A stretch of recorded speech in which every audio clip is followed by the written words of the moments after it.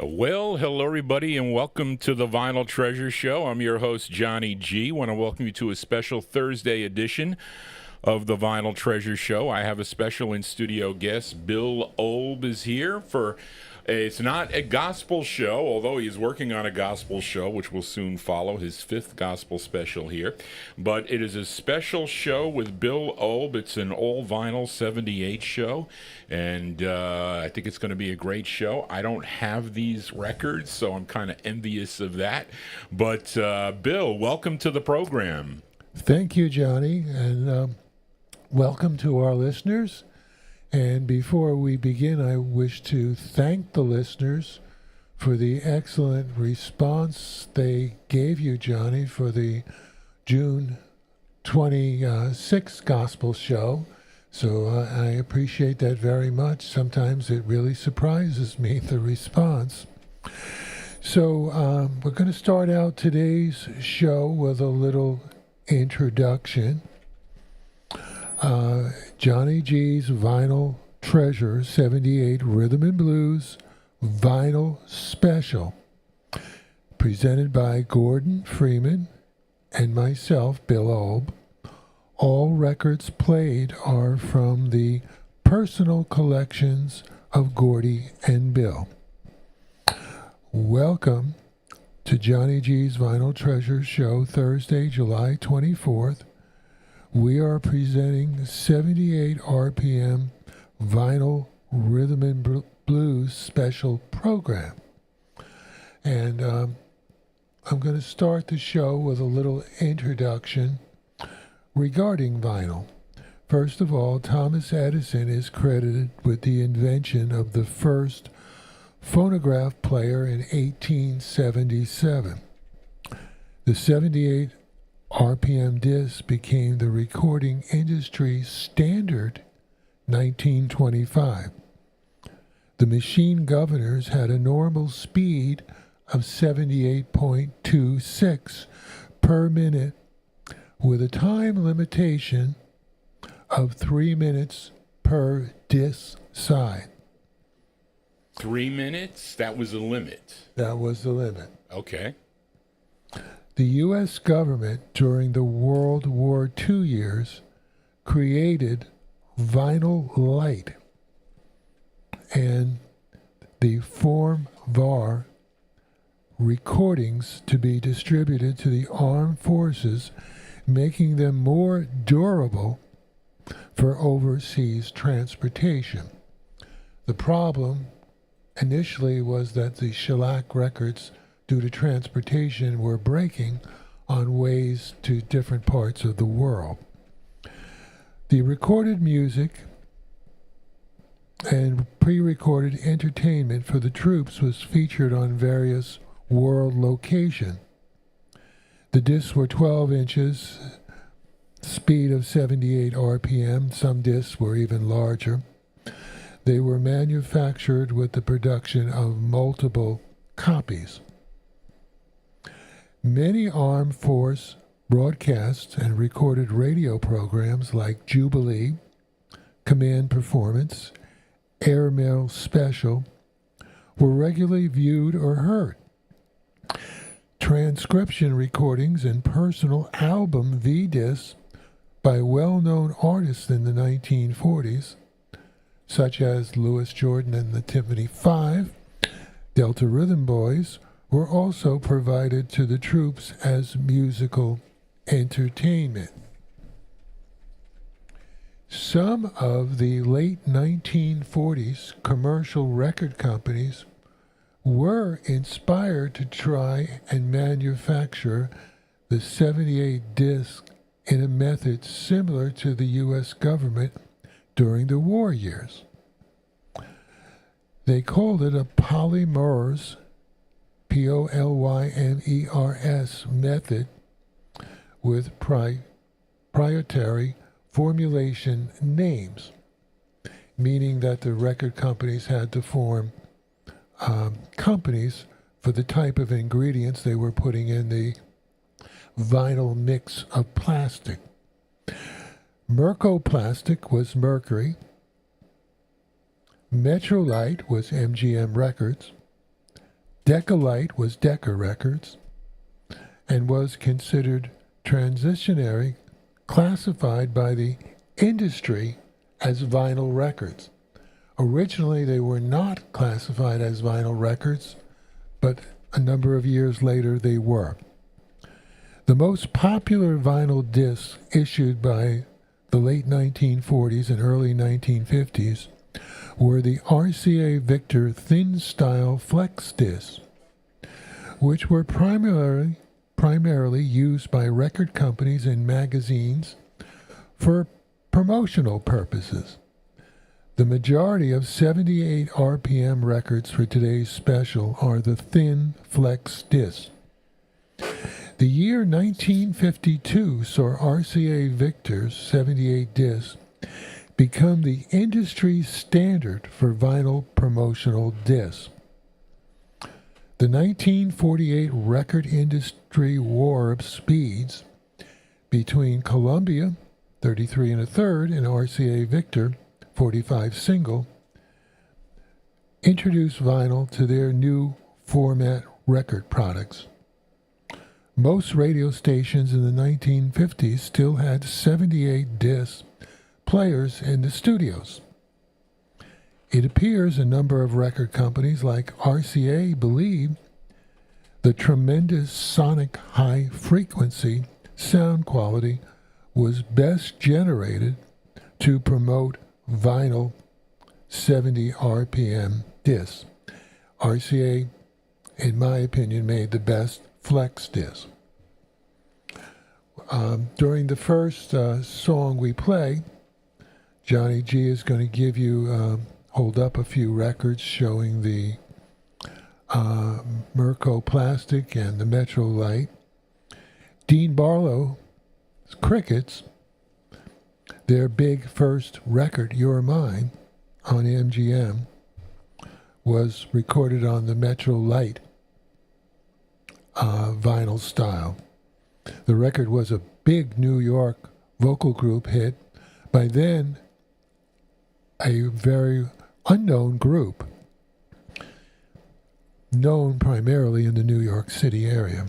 This was a top 10 Billboard national hit. Joe Davis produced the record, and later Joe Davis signed the Crickets to his own JD label. So that gives you a little background of what we're going to do this afternoon. And we're going to start the show with Sam the Man Taylor, the great tenor sax player. And we have vocal and chorus or group on an MGM release 12131, released in December 1955. This is also on the Metro Light vinyl. Right, I was going to say, this one's Metro Light versus this MGM, which you mentioned was... The Mercury's Mirco. Mirco Plastic, okay. So, all right. Sam the Man Taylor was born in Lexington, Tennessee, and joined several big bands in the 1940s. And he was the most requested tenor sax session player in the early and mid days of the 1950s. And he played great sax on major hits. Example, Money Honey, that's Sam Taylor. Shake, Rattle, and Roll, that's Sam Taylor. Shaboom, that's Sam Taylor. And many other R&B recordings. So we're going to start the show with Sam the Man Taylor, his tenor sax orchestra, vocal and chorus, and a track called Hit the Road. You did me wrong, too long, so I'm cutting you off my list. Shove off, shove off, shove off, shove off. Get out, get out, get out, get out. Amstray, amstray, amstray, amstray. Vamoose, vamoose, vamoose, vamoose. Be gone, be gone, be gone, be gone. Hit the road, hit the road, hit the road, hit the road. I tried, I tried, I tried, I tried. You lied, you lied, you lied, you lied.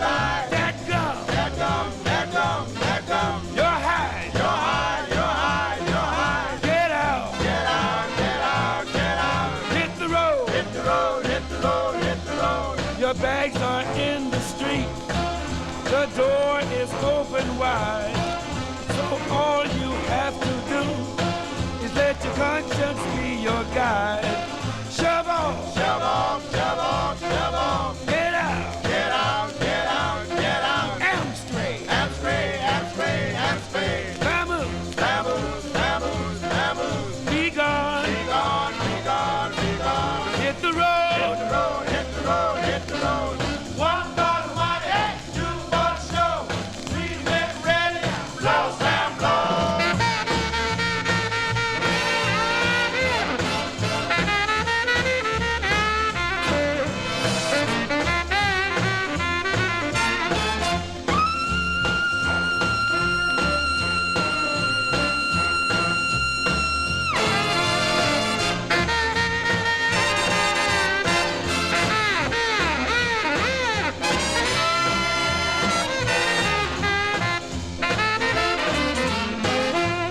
One for the money, two for the show.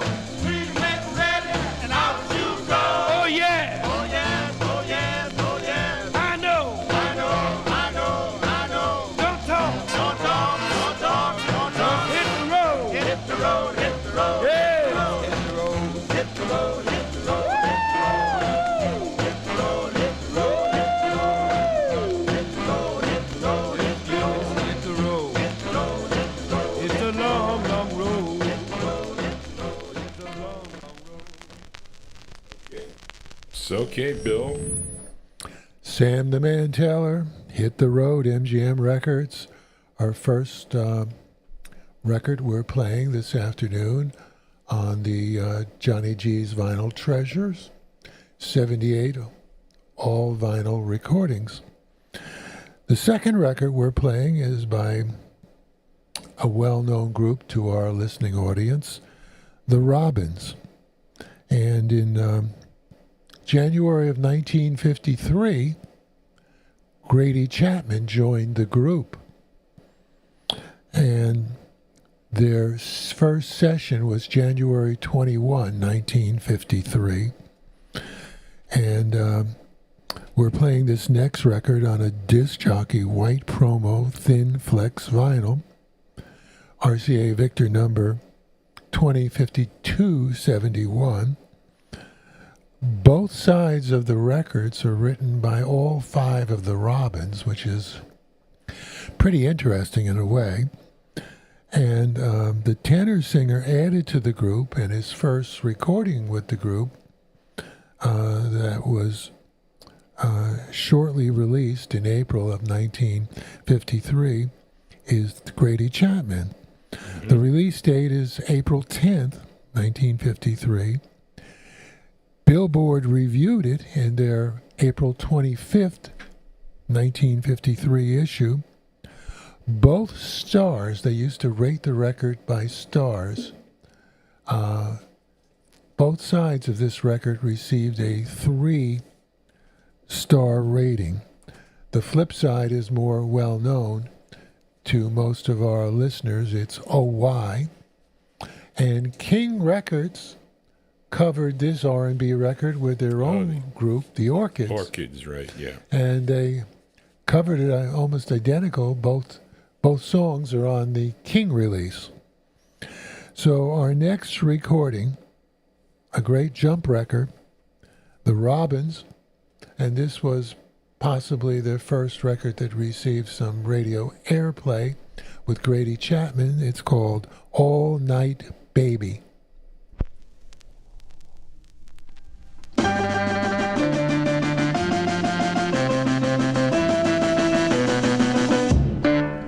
Yes, baby, I could love you all night long. Yes, baby, I could love you all night long. If you take me for your lover, I swear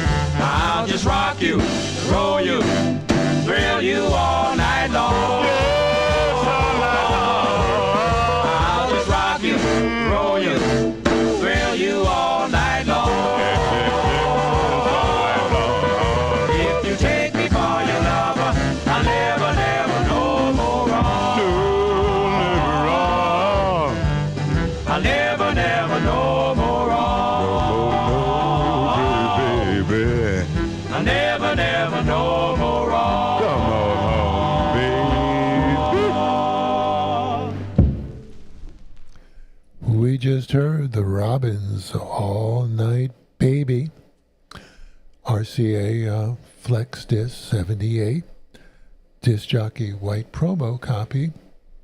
Record received airplay on many R&B stations. It was a reasonable success. The RCA records by the Robins, a few were bigger sellers, but they were not as big as some of their earlier records. Next, we're going our third track this afternoon. The label owner and writer is John Dolphin, and we're on the Money label, 202, the Hollywood Flames, their great jump record, Fare Thee Well. The key group members were David Ford, Gaynell Hodge, and Robert Byrd. The session is September 4th, 1954. Cashbox Magazine Review, November 20th, 1954. Up-tempo track, it described the record.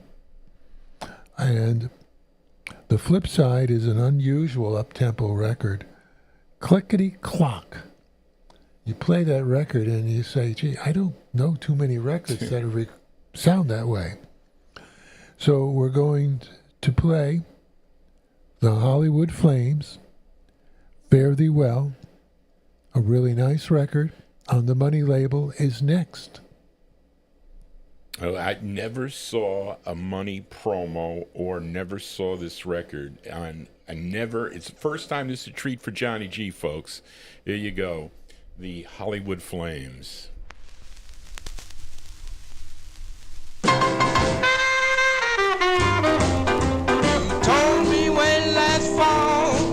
Another cat was in my stall. Well, fare thee, honey, fare thee well. Now that I've gotten hip, I'm packing up my grip. Well, fare thee, honey, fare thee well. You told me to my face I could easily be replaced. Well, honey, fare thee well. Now you're trying to take it back, but it's too late, my grip is back. Well, fare thee, honey, fare thee well. Fare thee, honey, honey, fare thee, honey, honey, fare thee, honey, fare thee well.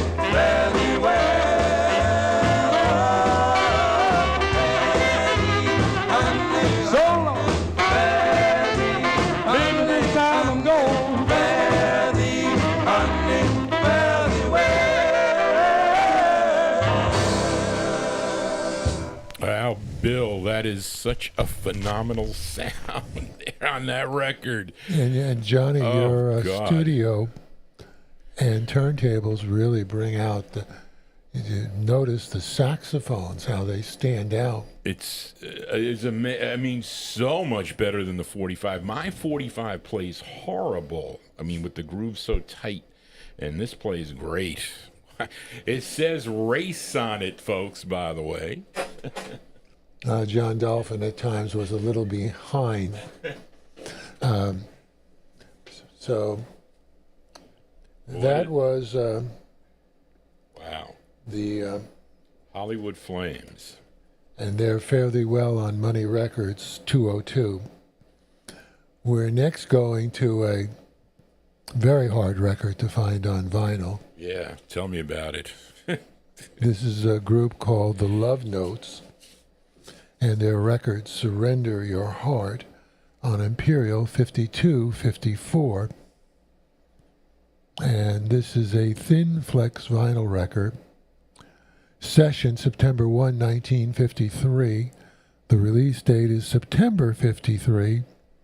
Billboard Review October 10th, 1953. Believe it or not, our listeners, most of them will probably disagree. Billboard provided this record only with a 2-star rating. Really? Okay. I wonder why. And provided the flip side, Get on My Train, with a 4-star rating. So they like the jump tempo version better than this tremendous ballad. This ballad has a little noise in one section of the record, but it is truly a great record. The 45s, most of them play terrible. I don't recall seeing one that ever played well that I saw. So we're going to hear next the Love Notes, Surrender Your Heart, on Johnny G's All Vinyl 78 Treasures, July 24th, 2025.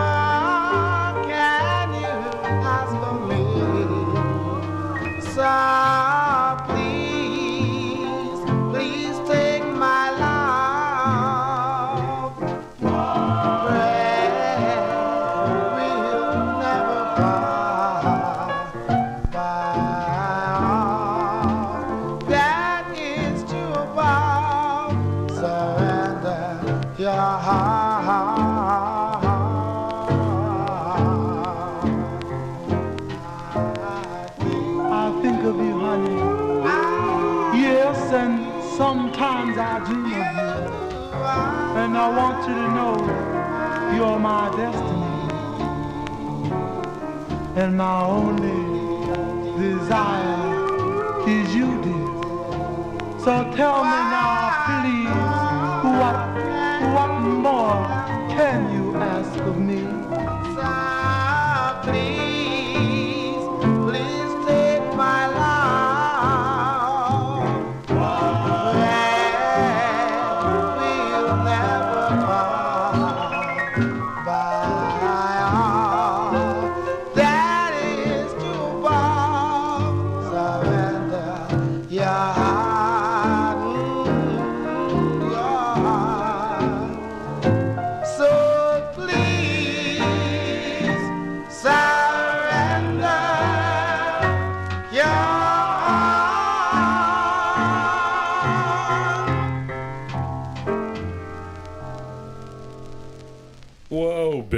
That is a great tune. Sounds phenomenal. I wish I had that record. It is really great. And folks, these records are from the collection of Gordy, Freeman, and myself. And the record we just played, The Love Notes, Surrender Your Heart, I had not heard that record until I listened to Tom and Joe at the Time Capsule show. Yeah. And I first listened to their show in September of 1964. Don Folletti was the person that told me about the show. And an interesting story, the show was on from 10 to 11 on Thursday night. This was on FUV, right? Right. And I had a financial class from 8 to 10 that I had to attend. And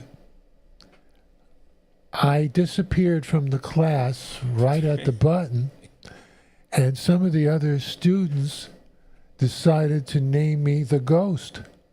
Oh, the Ghost? Because I was gone, running to my car to hear the Time Capsule show. Interesting. We got to say hello to Joe Marchesani. He tunes into the program, especially Thursdays. Joe, you did a lot for me to help me want to be involved in enjoying this music. I had known oldies, but did not know the oldies you were playing on the Time Capsule show, like Moonlight, the Orioles, Keep It a Secret, all these great records. Five Crowns. Yeah, and many, many more. And your trips and information was great. And Tom was the professional broadcaster, as you've mentioned. He sounded like he could do the nightly news at 6 o'clock. But I enjoyed your show very much, and I thank you. Just a memory from the past. And now, Johnny, we're going to go to our next recording, our fifth recording. This is Bobby Mitchell and the Toppers. They do a recording called Sister Lucy, Imperial 5270. This is the thin vinyl label. Yeah. The writer is Dave Bartholomew. Session January 7th, 1954. Released February 1, 1954. This was a territorial hit in Atlanta on the April 3rd, 1954 magazine, Billboard. Mm-hmm. The Toppers on the up-tempo track is primarily instrumental because they don't sing, they play the instruments. Yeah, very few. There's like 3 or 4 that you hear them in the background, but most. But the surprise to some collectors may not know this, the group performed stronger harmony and backing Smiley Lewis and Guitar Slim. Okay. The flip is My Baby's Gone, which was a mid-tempo blues. So next, our fifth selection, Bobby Mitchell and the Toppers, Sister Lucy.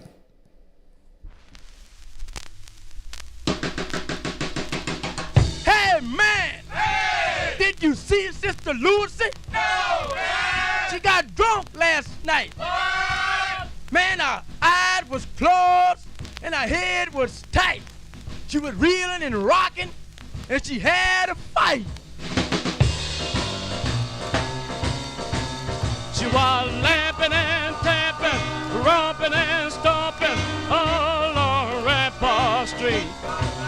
She was loose, boot, full of a juice, booth as she could be. Did you see Sister Lucy? Man, she sure surprised me. About 3 last night, she was shaking them down, clowning all over town. She was bawling and crawling on her hand,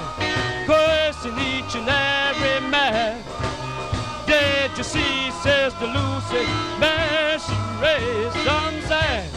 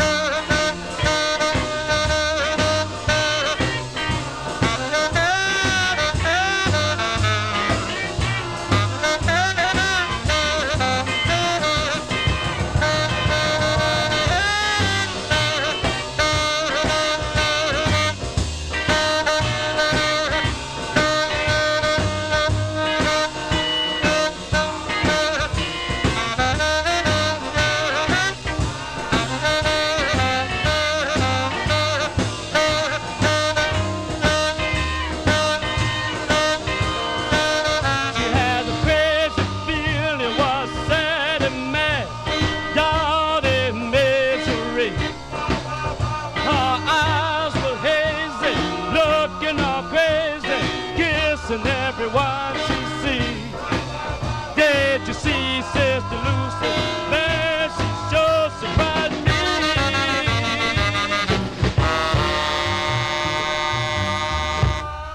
Okay, Bill. We just heard Bobby Mitchell and the Toppers, Sister Lucy. Lou Chudd's Imperial Records, 5270.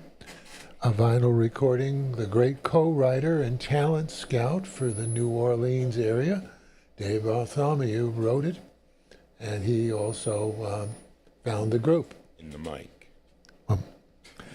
Okay, next we're going to go to a very famous female artist who recorded 14 singles for the Manor label starting in 1945. We're talking about Savannah Churchill in an unlisted vocal group believed to be the Striders. And this is RCA 20 5031, a disc jockey, white promo, thin vinyl. The co-writer of this recording is Una Mae Carlisle, who had a Billboard hit in May of 1941 with this recording, Walking by the River, peaking at number 14 on the popular charts. The great alto sax player Benny Carter is the key session musician.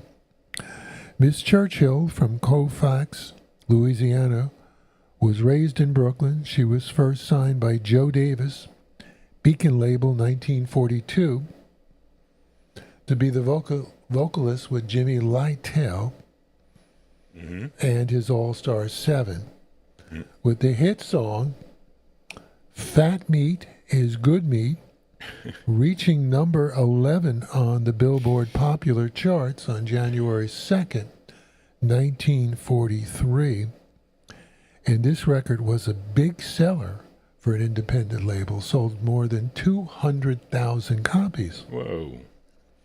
So we're going to hear the great Savannah Churchill and the Striders, Walking by the River. Walking, walking, walking, walking, walking, walking, walking, walking, walking. There's dew upon the ground, and not a soul inside. I'm walking by the river, 'cause I meet someone there tonight.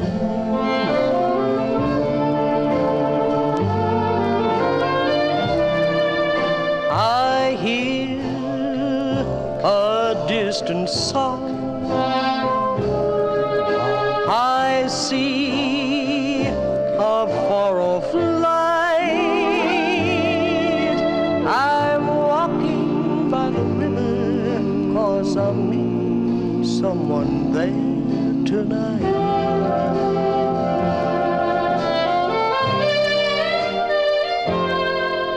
The murmuring waters say there's no time to delay, So hurry on your way, my friend. If you don't get there soon, there may not be a moon to guide you to that happy end. My heart is riding high. My blues have taken flight. I'm walking by the river 'cause I'm meeting someone there tonight.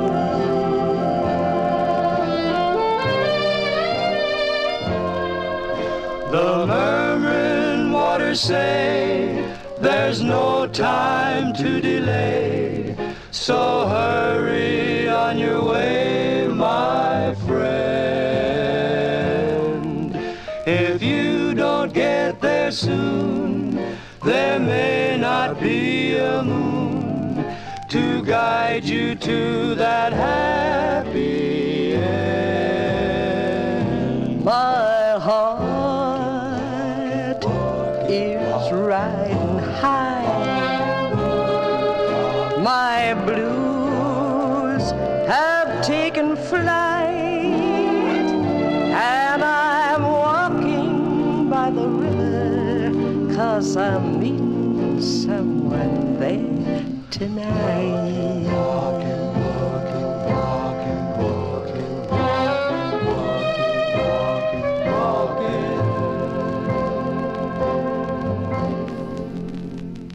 Yeah, phenomenal sound, Bill. Savannah Churchill and the Striders, Walking by the River. I believe that was released in 1951.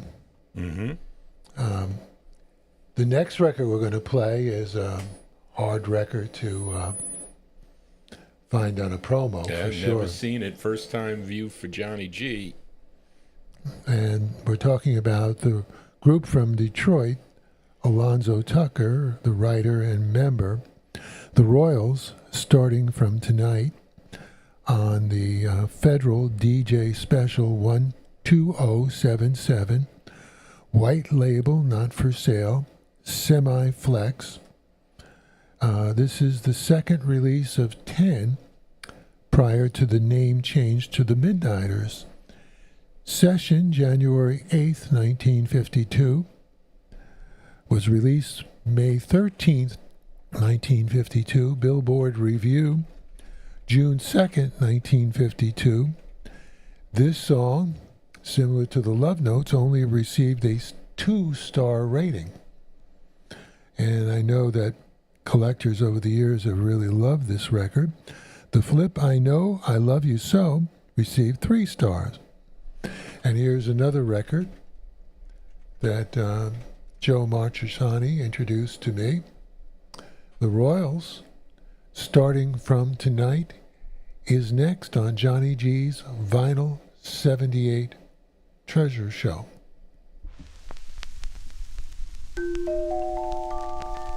Oh, cuddle close, my darling,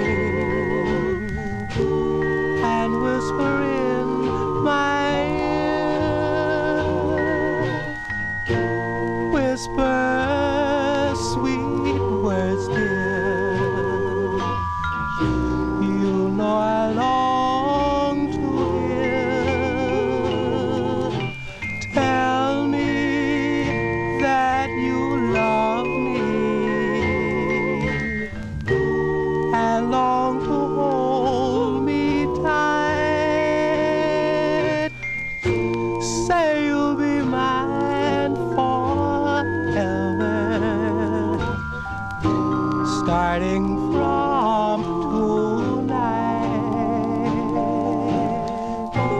Oh, there's no tomorrow. Tomorrow never comes. Live today, pass the time away.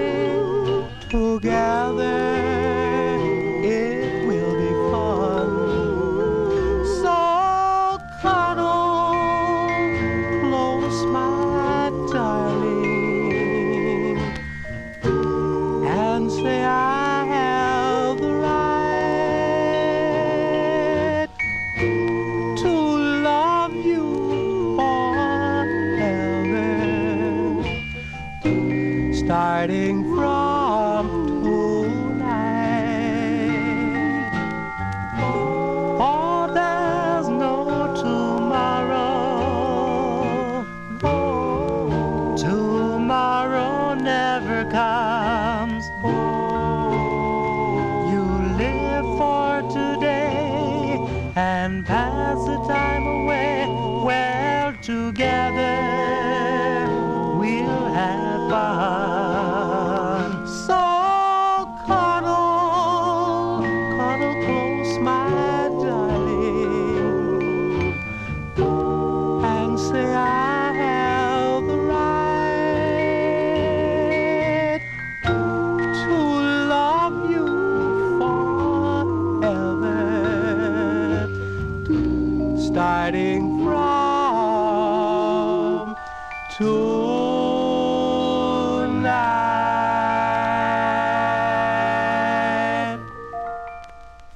Wow, Bill, that sounds phenomenal. So much better than my 45, which is not in great shape. The Royals, starting from tonight, classic early rhythm and blues. Doesn't get much better than that.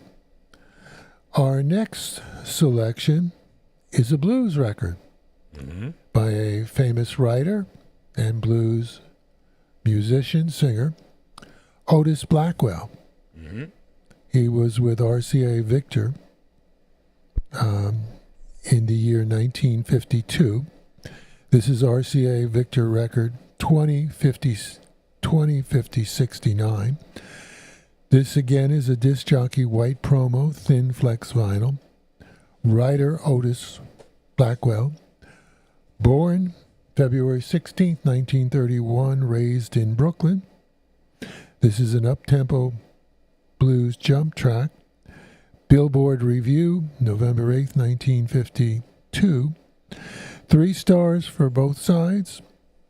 Released in 1953, The Flip, Please Help Me Find My Way Home, a mid-tempo blues ballad. So our next selection on today's show, July 24th, 2025, the All Vinyl 78 show, the special that Johnny told me a number of people were requesting. So here is Otis Blackwell and Wake Up Fool.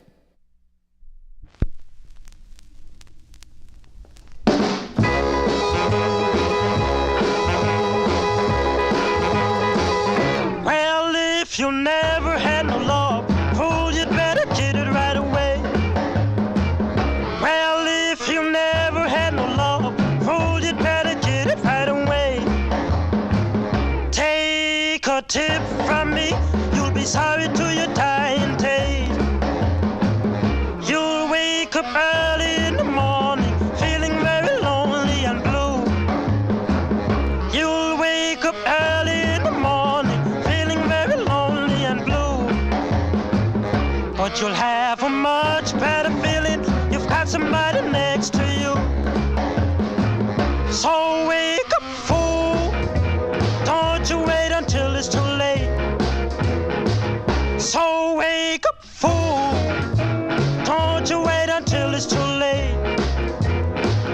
'Cause when your time has come, you can't come back another day. People say love is wonderful, people say love is grand. People say love is wonderful, people say love is grand. People say love is something you just can't understand. Me, I agree, it's wonderful, kept me in the tears it's been.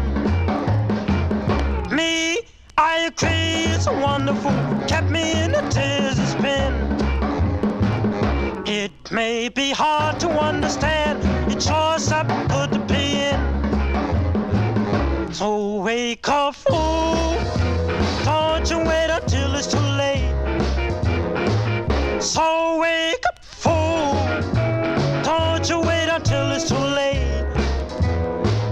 'Cause when your time has come, you can't come back another day. 'Cause when your time has come, you can't come back another day. Well, we just heard Otis Blackwell, Wake Up Fool. And recording that was much better than its sales that it achieved. Otis Blackwell made some very, very good records. RCA released some very good R&B records. They just didn't have the great promotional tool. Right. Too bad. And now we're going to play one of my all-time favorite early vocal group harmony records. We bring back the Robins for an encore.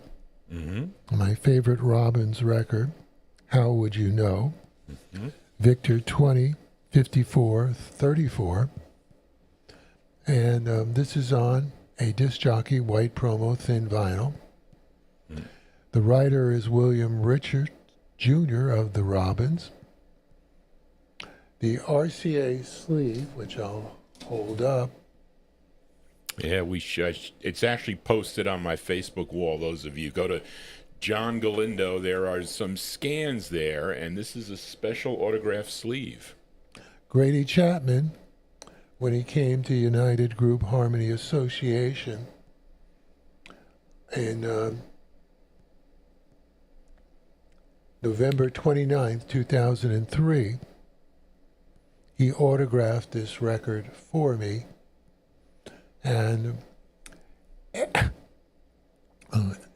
after that, he performed the song, excuse me. Apologize. We became friendly. I corresponded with him. He was living in California, I believe, outside of L.A. Oh, so you were talking with him? By letter. Oh, by letter. Okay. And Grady had suffered a few health issues, and some people were trying to help him out, including myself.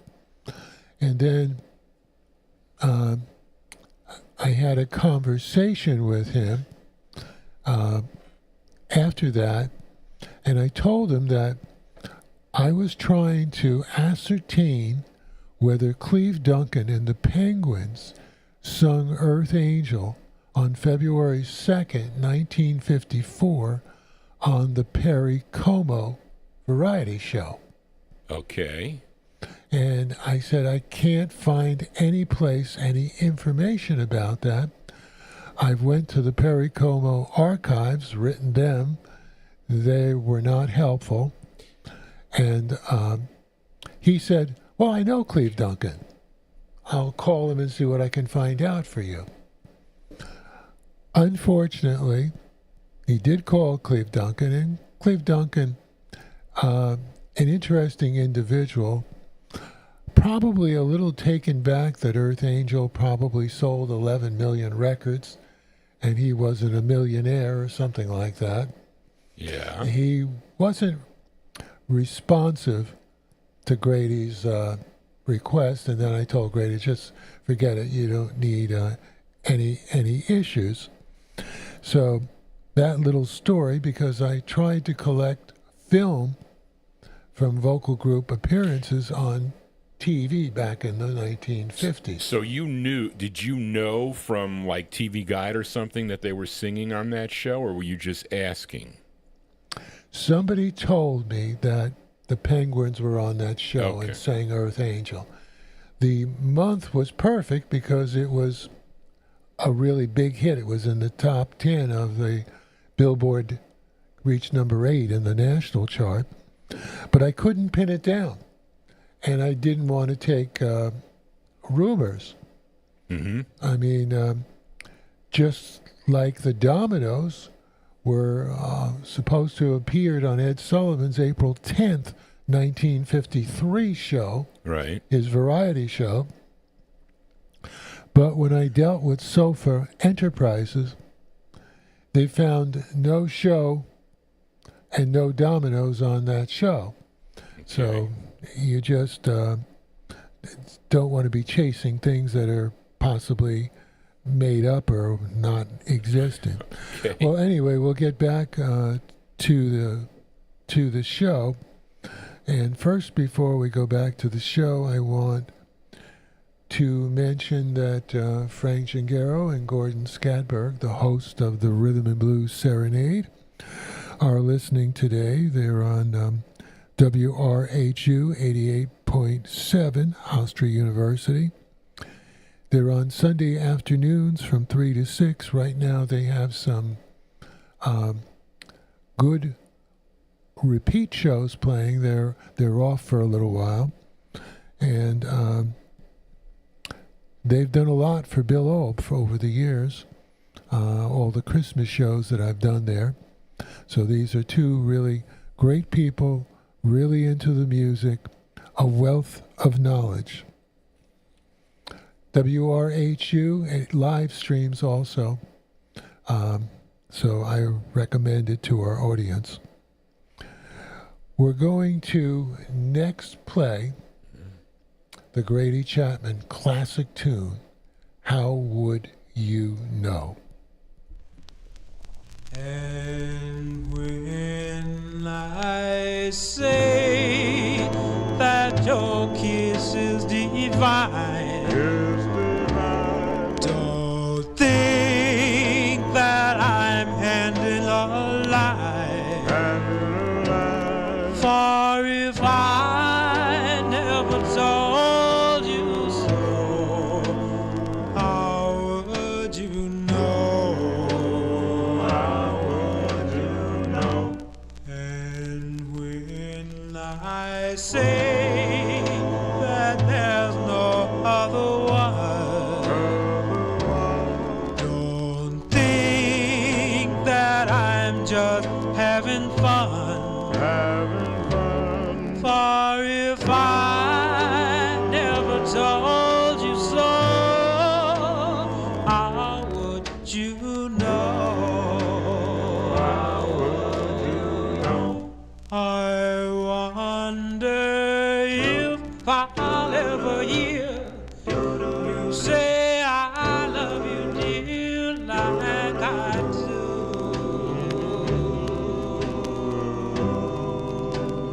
I wonder if the day will come when I'll be the one you say it to. You say it to. My darling, say that I've opened your eyes. You know where my happiness lies.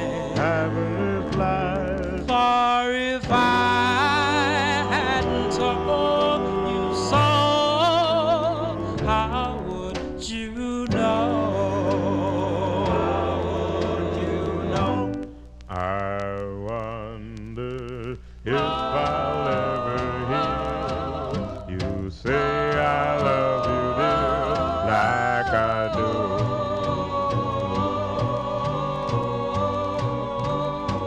I wonder if the day will come, you say I'll be the one who say it to. You say it to. Please, please say that I open your eyes. And you know where my happiness lies. For if I never told you so, how would you know?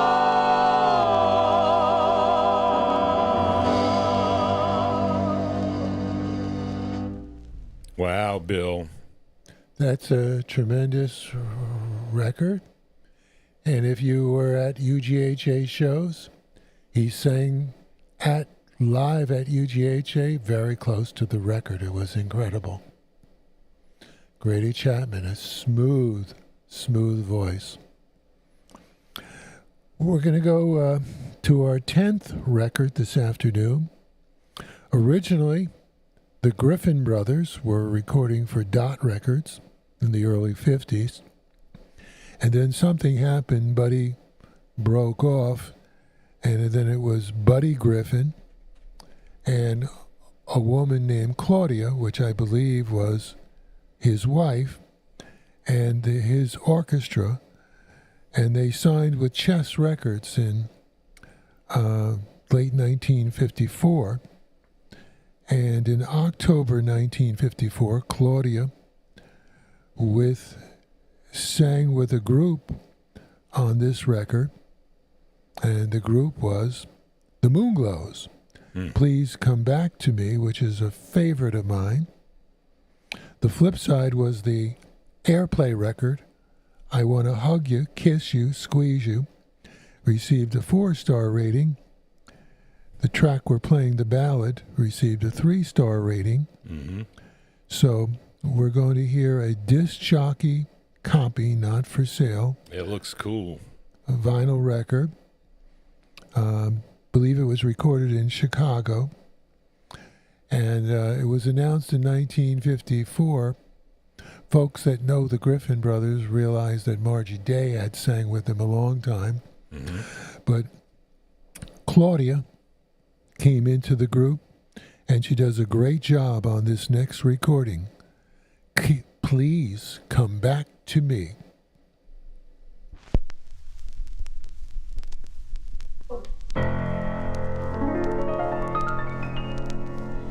You put me down for somebody new. My heart is aching, worrying over you. I want you badly, I love you madly. Please come back to me. Why did you leave me? I did nothing wrong. I only wanted to sing my song. The way I met you, I can't forget you. Please come back to me.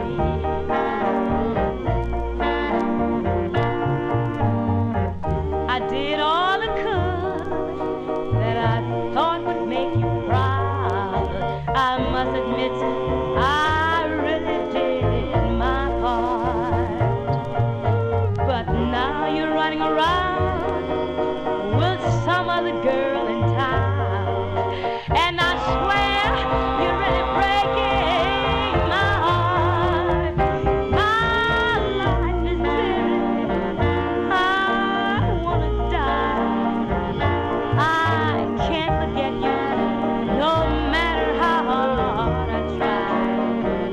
I love you madly, I want you madly. Please come back to me.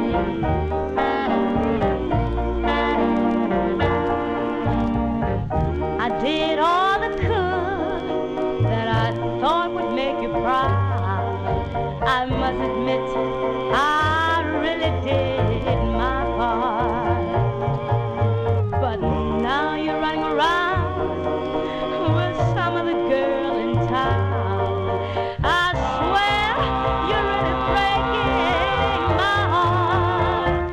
My life is dreary, I wanna die. I can't forget you, no matter how hard I try.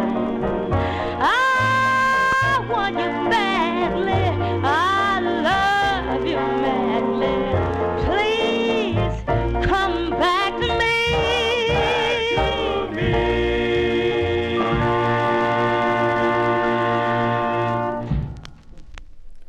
Wonderful record, one of my favorites. Buddy and Claudia with Buddy Griffin and his orchestra. And the Moonglows hanging around Chess Studios singing Please Come Back to Me, from released in Billboard on January 22nd, 1955. So That sounds so much better than the 45. I'm just telling you.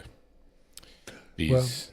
our next record, I brought 2 copies. One is a test pressing, Right. and one is a promo. The test pressing is on Columbia. We're talking about the Ravens. And it's the Whiff and Poo song and the Jump Blues side, I Get All My Lovin' on a Saturday night. Johnny's showing you the test pressing. But I also brought the OK promo. There's a mixture of vinyl into these records. They sound really good. So you get to see both of them. There was a full-page Billboard ad with the Ravens, which was sort of rare. It was a large photo of the group in the Billboard issue of September 1951. So we're going next to hear the Ravens' Jump Blues record, I Get All My Lovin' on a Saturday Night. Well,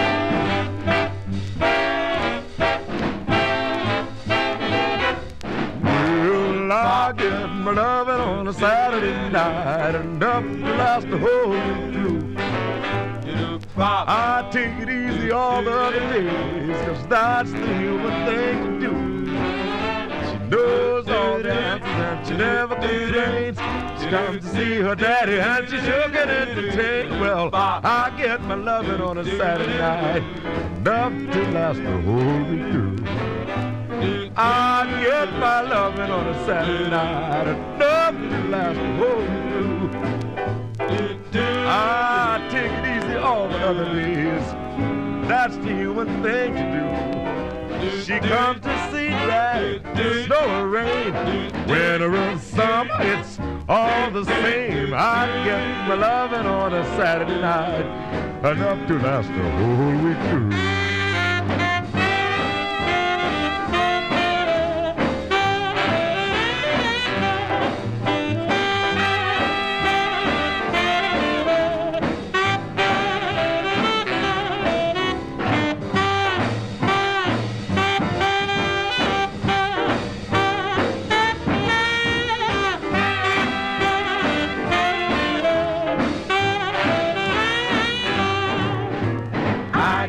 My lovin' on a Saturday night, well enough to last the whole week through. I take it easy all the other days, 'cause that's the human thing to do. She knows all the answers and she never complains. She comes to see her daddy even though it rains. I get my lovin' on a Saturday night, enough to last the whole week through. Well, Sunday night, Monday night, Tuesday, Wednesday, Thursday night, Friday night, I'm waiting for you. I get enough loving on Saturday night to last the whole week through. Jump record. The Ravens were not satisfied with their Columbia OK contract that they signed in 1950, and not reported very often. After this record, their contract was up with Columbia OK, and the group broke up. Maith left the group and formed the Marshall Brothers on Savoy. Joe Van Loan was brought in for the new contract with Mercury. So, great Jump recording. Still didn't do that well compared to what they used to do with National. Johnny, would you like to do a little promo for your other shows? Okay, well, listen, you're listening to the Vinyl Treasure Show. I'm your host, Johnny G. This is our second show of the week, and we have a special guest here. This Thursday slot afternoon show, kind of use it for specialty type things, and I'll be going back to the 78s, one show a month, but this slot is open for guest collectors here, and then I'll be back on Saturday night beginning at 9 p.m. for the 1950s and early 60s edition of the Vinyl Treasure Show. So if you have a request, you can send it to me at vinyltreasures@aol.com. That is the email address. Last night we had the Soul Show that had my biggest crowd last night for the Soul Show, so thank you, those of you that tuned in. And was a fun show last night, and today's show is an excellent show. Just listening to these records here, I don't have any of these on 78, so it's a thrill for me, and it's always great to have Bill here and his knowledge about these records and his history of collecting here. So I hope all of you are enjoying this show, and if you are, please consider subscribing to my YouTube channel. Also, click the thumbs up if you dig what you're hearing, and we will get back to Bill. Okay, thank you, Johnny. Our 12th recording is the Orioles, Sonny Till's group with Sid Bass in the orchestra. And this is a disc jockey white promo vinyl semi-flex. The group from Baltimore, everybody knows the group. Our listeners, Sonny Till and the group. And they're from Maryland, recorded for Jubilee in New York City. The session, September 1, 1954. Release, October 1954. This is a semi-up-tempo record. Billboard Review, October 9th, 1954. Received a 4-star rating, both sides. And if you believe, we played in our gospel show, which is a great record also. So we're going to hear Sonny Till's Orioles. The record just basically says the Orioles with Sid Bass's orchestra, and this very nice recording of Longing, which is a record that is not played very often by the Orioles. Okay, ready to go. Here we go. I've been longing to hold you for a long, long time. Hold you and hold you for a long, long time. For days are growing longer since you have been away. My love is growing stronger every day. I've been longing to kiss you for a long, long time. Kiss, kiss and kiss you for a long, long time. Till you come back to me and make my dreams come true.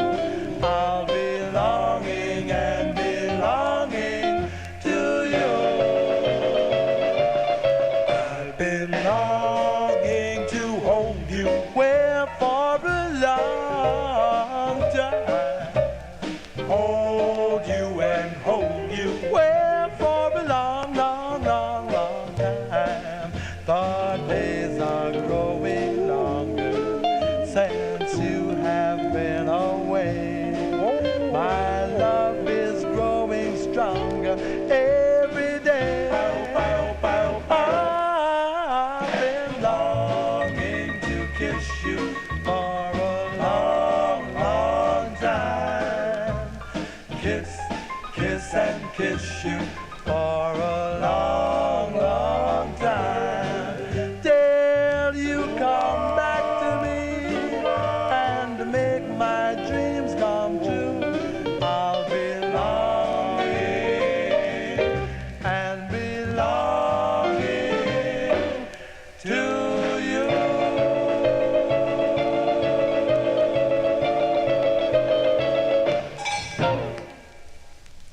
Johnny, your sound equipment, wow, does that record sound great? I listened, Bill. These Jubilee promos are really, they sound excellent. The ones that you have brought up here in the past, they really do sound well. I mean, really, I mean, if I was this, not that I'm a 78 collector, but if I was, I would solely be looking for these records that you already have been looking for.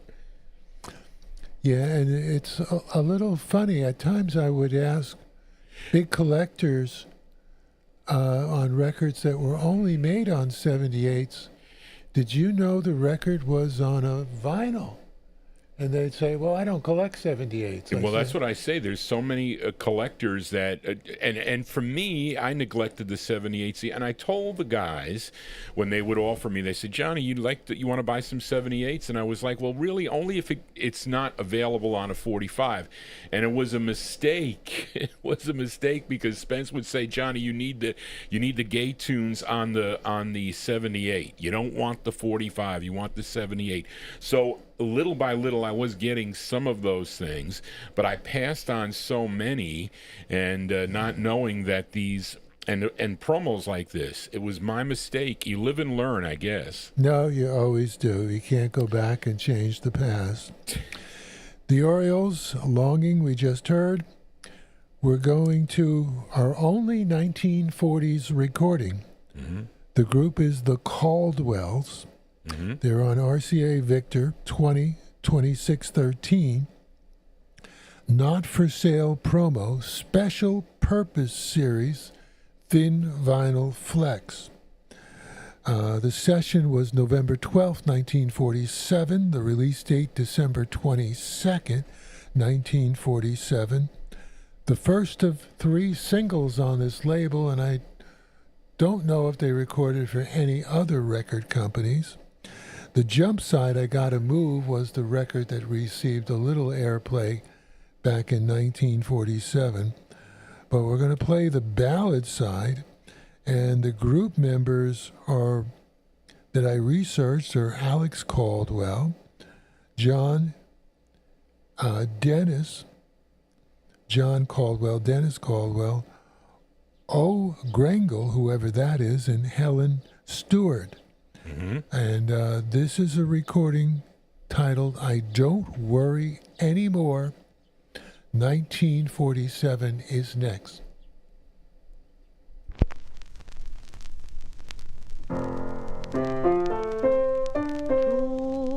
Today I cried, tonight I sighed. I wonder just why my nights were long since you had gone. I'll tell you no lie, since it happened, I don't worry anymore. I held you tight that blissful night you said you would leave. I begged that you wouldn't make me blue. Oh my, how I grieved since it happened. I don't worry anymore.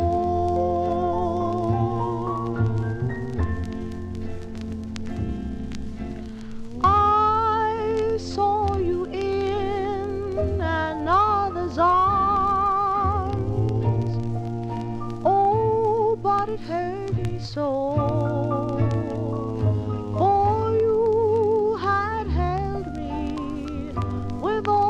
Charms, I had to let you go, just to let you know that love's like gold, it's hard to hold. And when you think how you treated me, I let you see it's okay right now, since it happened. I don't worry anymore.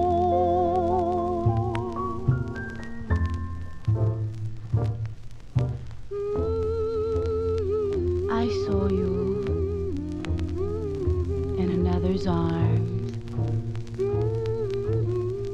Oh, but you hurt me so. For you had held me with all your charms. I had to let you go. Just to let you know that love's like gold, it's hard to hold. And when you think how you treated me, I let you see it's okay right now, since it happened. I don't worry anymore. I don't worry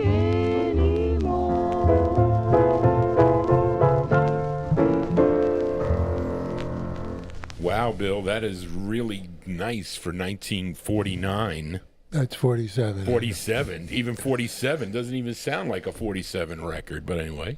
Well, I decided to bring that one. It's a good one. Say hello to Karen Efron. She contacted us. Thank you, Karen. Yeah, Karen Efron is in our chat room. And others, too, by the way. Yes, thank you, everyone who's listening. Appreciate it. Lots of people here. Hopefully you're enjoying the show. We're next going to go to Esther Mae Jones, better known as Little Esther, and my favorite record by her, Aged and Mellow, on the Federal DJ Special 12078. Not for sale, white label, semi-flex. Billboard Review, June 7th, 1952, 3-star rating. The Flip, Bring My Lovin' Back to Me, 4-star rating. The B-side was a territorial hit on July 19th, 1952. Esther was 16 years of age, from Houston, Texas, went to Watts, L.A. to live. Top voted Rhythm and Blues artist in 1950, according to Cashbox Magazine's poll. Her double-crossing blues and many of the other hit records spiraled her to big fame as a, then it was a 13, 14-year-old. Okay, we're next going to hear Little Esther and Aged and Mellow. I've got a strange philosophy.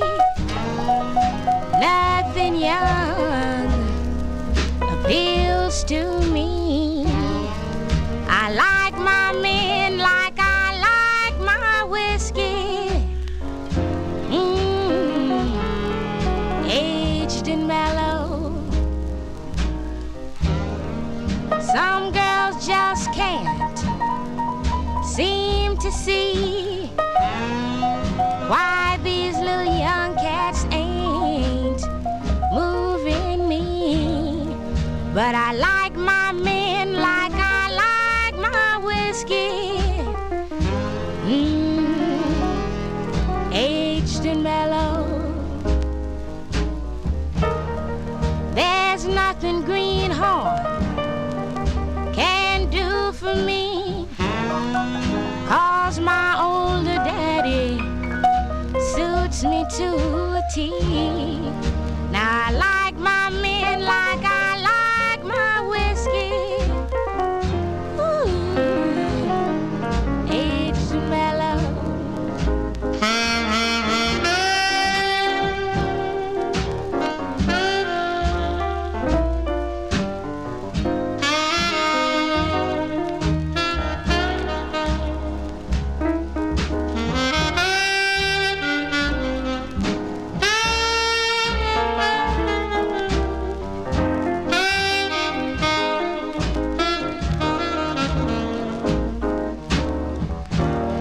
Now listen, youngster, be on your way.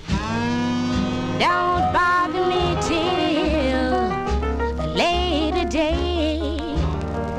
I like my men like I like my whiskey. Aged and mellow. Junior may be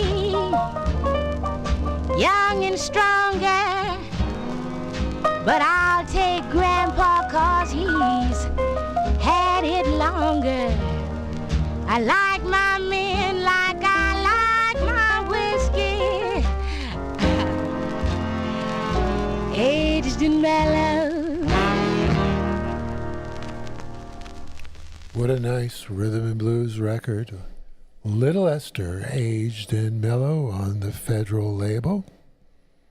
As I stated, I like Little Esther a lot, and that's probably my most favorite record. So next we're going to a group from Atlanta, Georgia. the Blue Dots, and this record is on Deluxe again. DJ Special 6055 white label, not for sale. Semi-Flex, Session March 11th, 1954. Release date June 8th, 1954. Second of 4 releases on Deluxe. And the known members are Edward Harris, Grover Mitchell, Sherman Williamson. The flip was the A-side, Don't Hold It Up, up-tempo. Mm-hmm. Streets of Sorrow is a blues ballad, which I've always liked.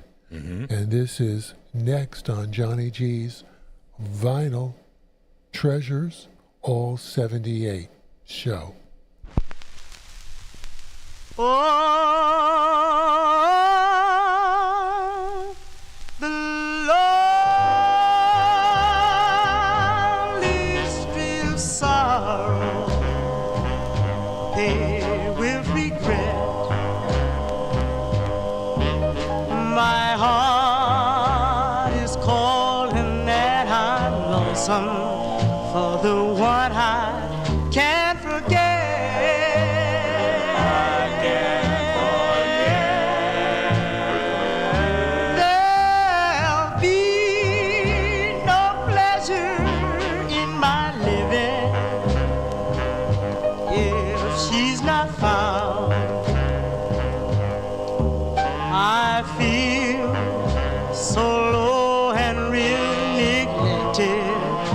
My baby's not around.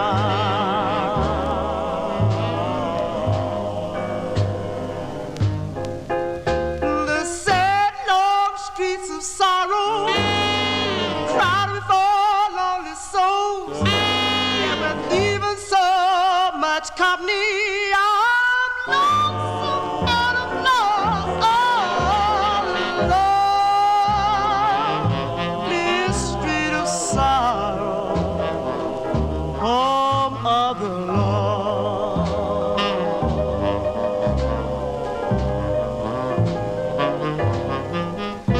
Somewhere on it, I may find my baby, and I'll be glad I paid the cost. The sad long streets of sorrow, crowded for lonely souls, and with even so much company, I'm lonesome.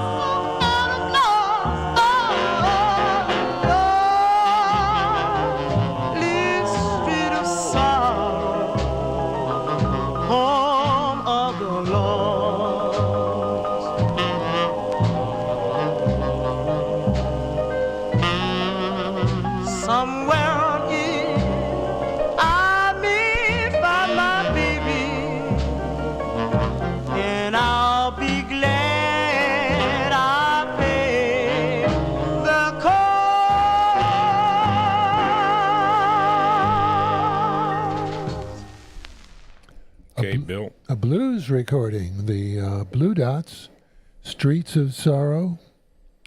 1954, the record was released.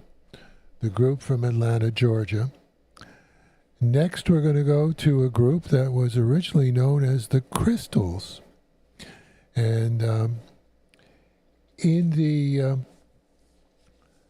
Cashbox magazine of August 21st, 1954, the magazine reports the name change from the Crystals to the Opals. The session date for this record is May 13th, 1954, released also in that month of September. A Cashbox territorial hit on January 15th, 1955 for the flip side, Oh But She Did, number 9 in Memphis on their charts. We're going to hear the ballad side of the Opals recording of My Heart's Desire is next on the Johnny G's Vinyl Treasures show. Here we go, folks.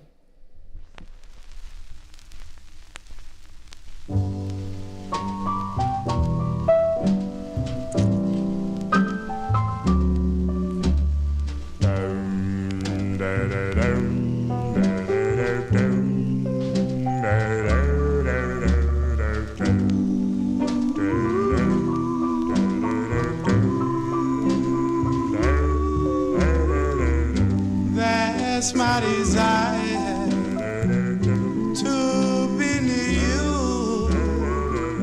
That's all I want is to be true. That's my desire. That's my heart's desire. My heart's desire. I need you, darling, close to me. If you don't want me, set me free. That's my desire. That's my heart's desire.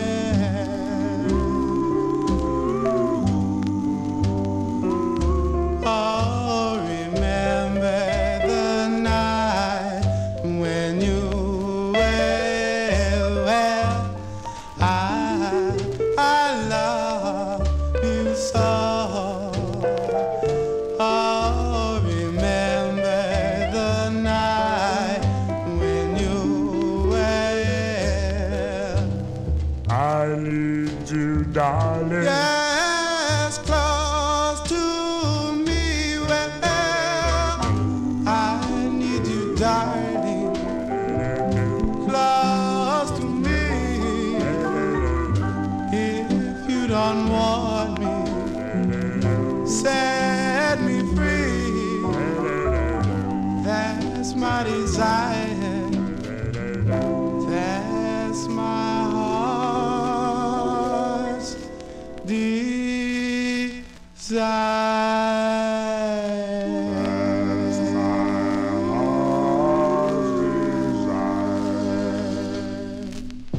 The Crystals Opals, a group from New York City, a record that was played on New York City radio. Actually, the flip side, Oh, But She Did. Yeah, but that sounds phenomenal. That the 45s don't play that well at all.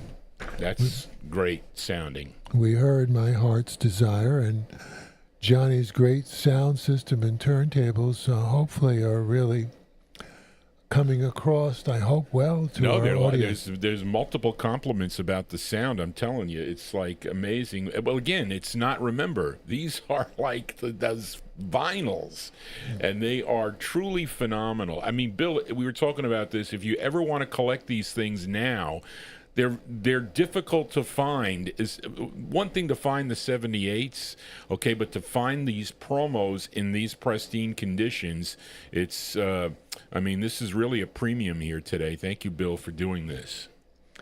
Okay, and we're going to play a group, not one of my favorite groups, the Bees. Writer is Dave Bartholomew, and he discovered this group, I believe, in New Orleans, and it's Imperial Record 5314. The flip side of it was a big hit, Toy Bell. Yeah.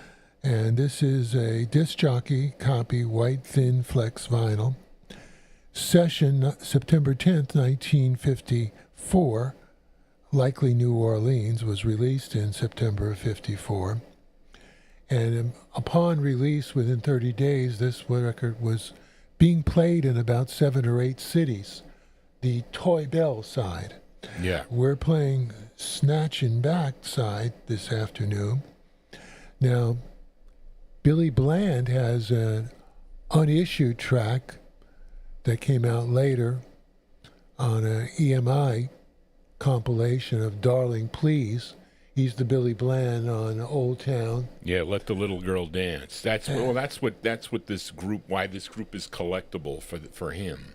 And basically. This record, Darling Please, what a great record it is. So we're going to hear next the Bees, Snatching Back.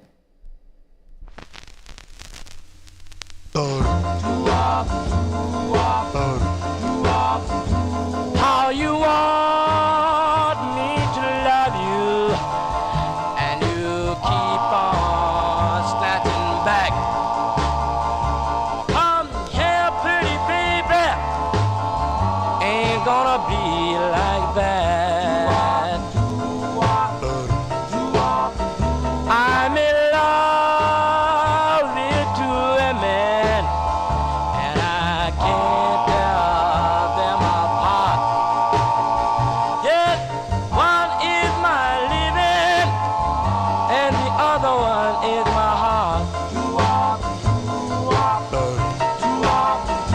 Tra-la, la, la, tra-la, tra-la, la, la, la, la. Tra-la, tra-la, la, tra-la, tra-la, la.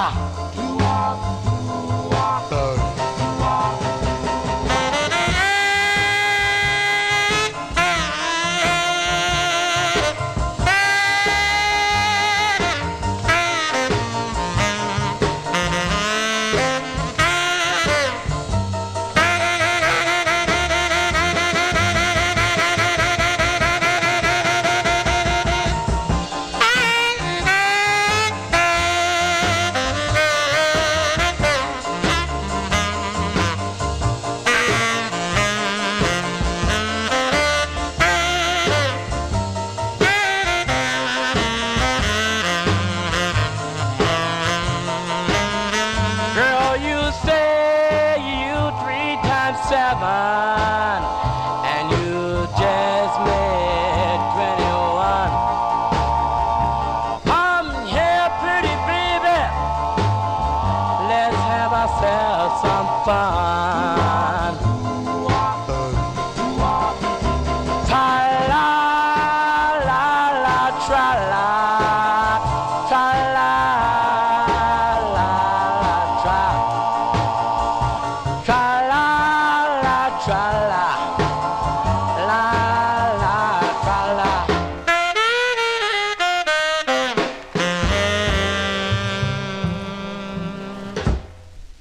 There you go, Bill. We just heard the Bees, Snatching Back. I wonder who was playing saxophone on that record, because it's tremendous. I mean, could it be Lee Allen, because he was from New Orleans, and it's 1954. So we heard Imperial 5314 on the Flex Thin Vinyl, Snatching Back.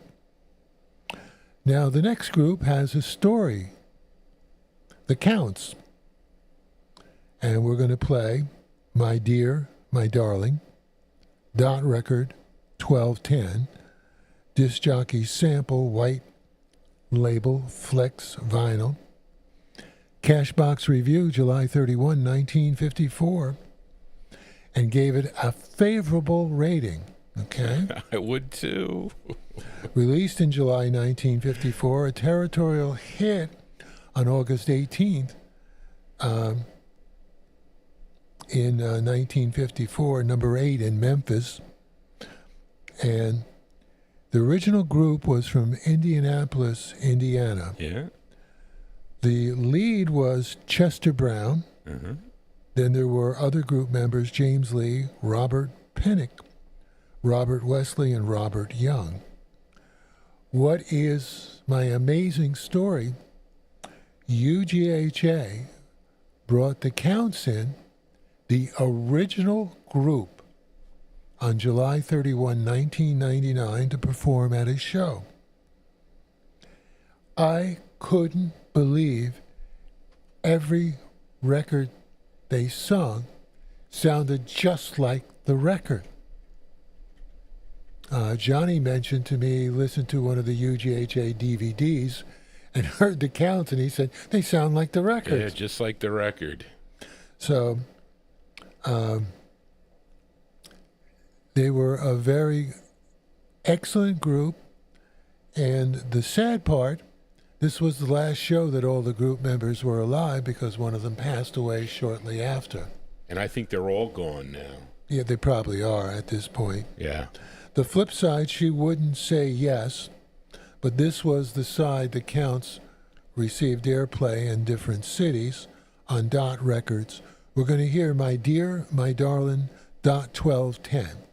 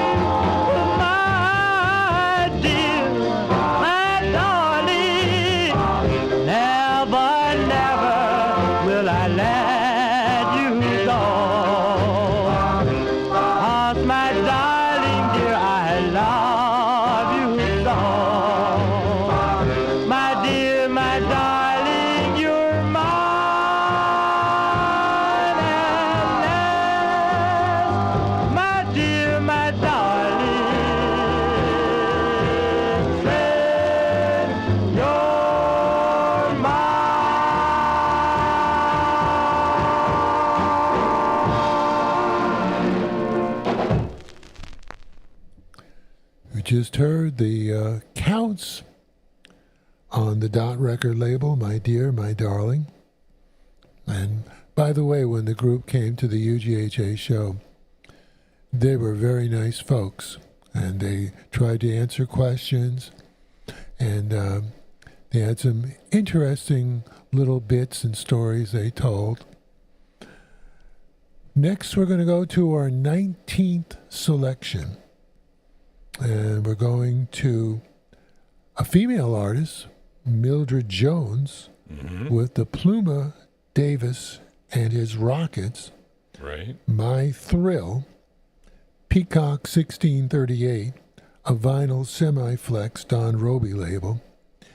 She was a jazz blues writer, singer from Houston. Second of 4 singles. Billboard Review, September 25th, 1954, both sides with 3 stars. This side is an excellent jump risque blues ballad. Yeah, it says do not air on this side. Do not air. And the flip is Misused Woman, a mid-tempo song. This is a really excellent record, despite that it's risque. And we're going to hear Mildred Jones with the Pluma Davis and his Rockets, Mr. Thrill. My daddy's got a long, long, long Cadillac. Yeah, long, long, long Cadillac. And when he rides me, throws me way in the back. When he put it in my garage. When he put it in my garage. Rides so easy 'cause he keeps his battery charged. When he pushed down, pushed down on the gas. Yeah, when he pushed down on the gas. Rides me so easy 'cause he don't ride me too fast.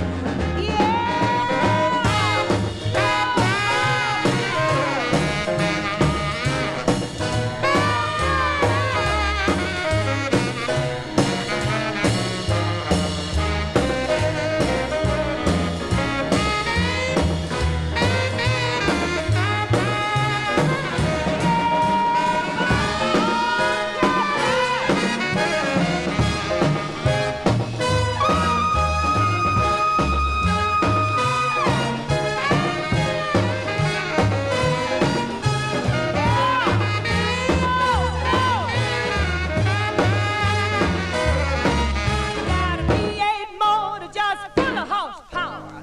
And boy, how he rides me in the midnight hour when it's long, long, long Cadillac. And when he rides me, throws me way in the back. My daddy's got a long, long, long Cadillac. Yeah, long, long, long Cadillac. And when he rides me, throws me way in the back.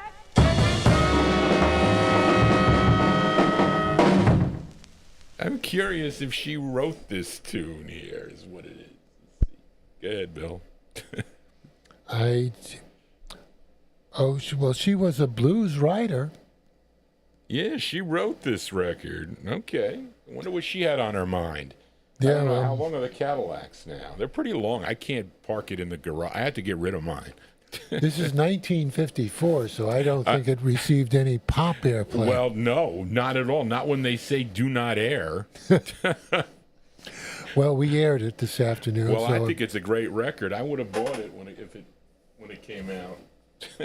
So we're next going to a famous early 1950s group, Steve Gibson and the original Redcaps with Demita Joe.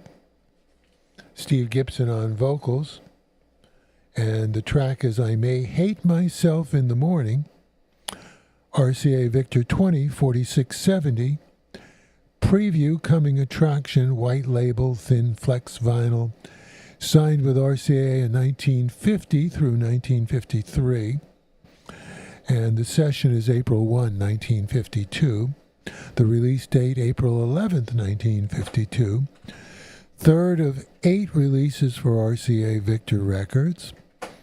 And this record did some reasonable sales. In the late 1990s, I had the opportunity to meet Demita Joe's daughter. Oh, cool. Working at Clifton Music in Clifton. The daughter and her mom, Demita Joe, lived in Montclair. Okay. So she came over to Clifton Music, brought some photos and pictures and interesting things, and talked about her mom. Nice. She was an absolute shock that somebody like me would know who her mother even was. I think most people are like that. They're so, especially some of the old timer singers and their family, which I think is just amazing. They don't get recognized enough, is what I say. That's why I do the shows that I do here, and we do things like this. And Johnny, Demita Jo was a good singer. Of course. So we're going to hear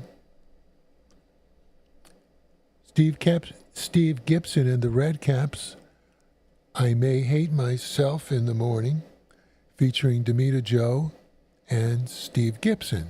That is next on our Johnny G's Vinyl Treasures, all vinyl 78 show.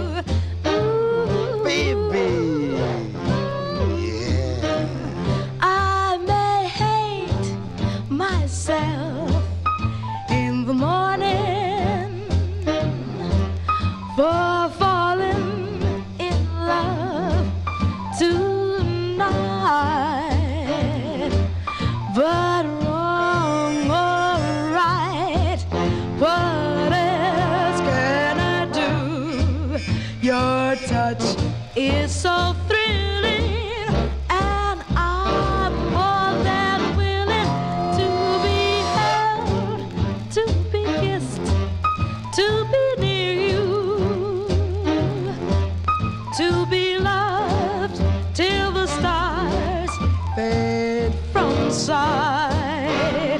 I may hate myself in the morning, but I've fallen in love tonight. It ain't right to hate yourself early in the morning, baby, for falling in love tonight. Oh no.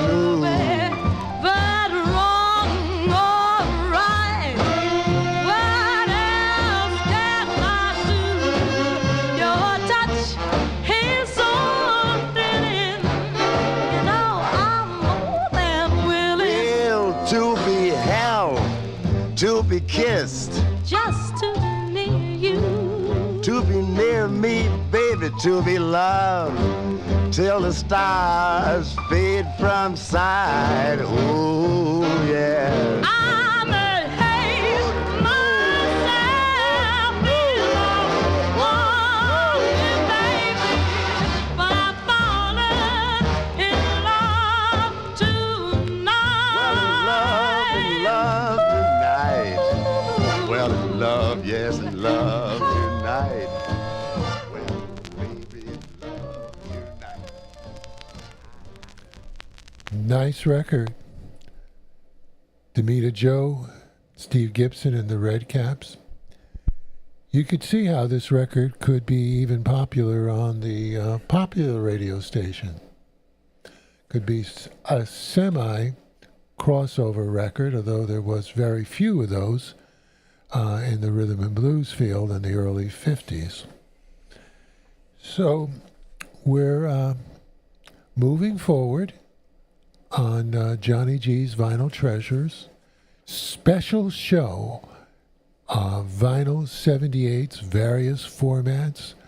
I gave a little introduction earlier in the show, and we're now going to play an unusual record that is stated to contain vinyl. I'm not sure it does. I think it's more styrene. This is a styrene 78. Yeah.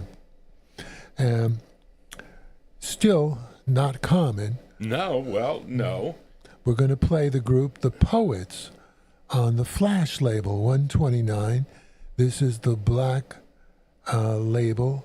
Mm-hmm. And record store owner Charlie Reynolds, the group from L.A., members Roy Ayers, James Bedford, who was in the Cubans, Sherman Clark and Frederick Nance.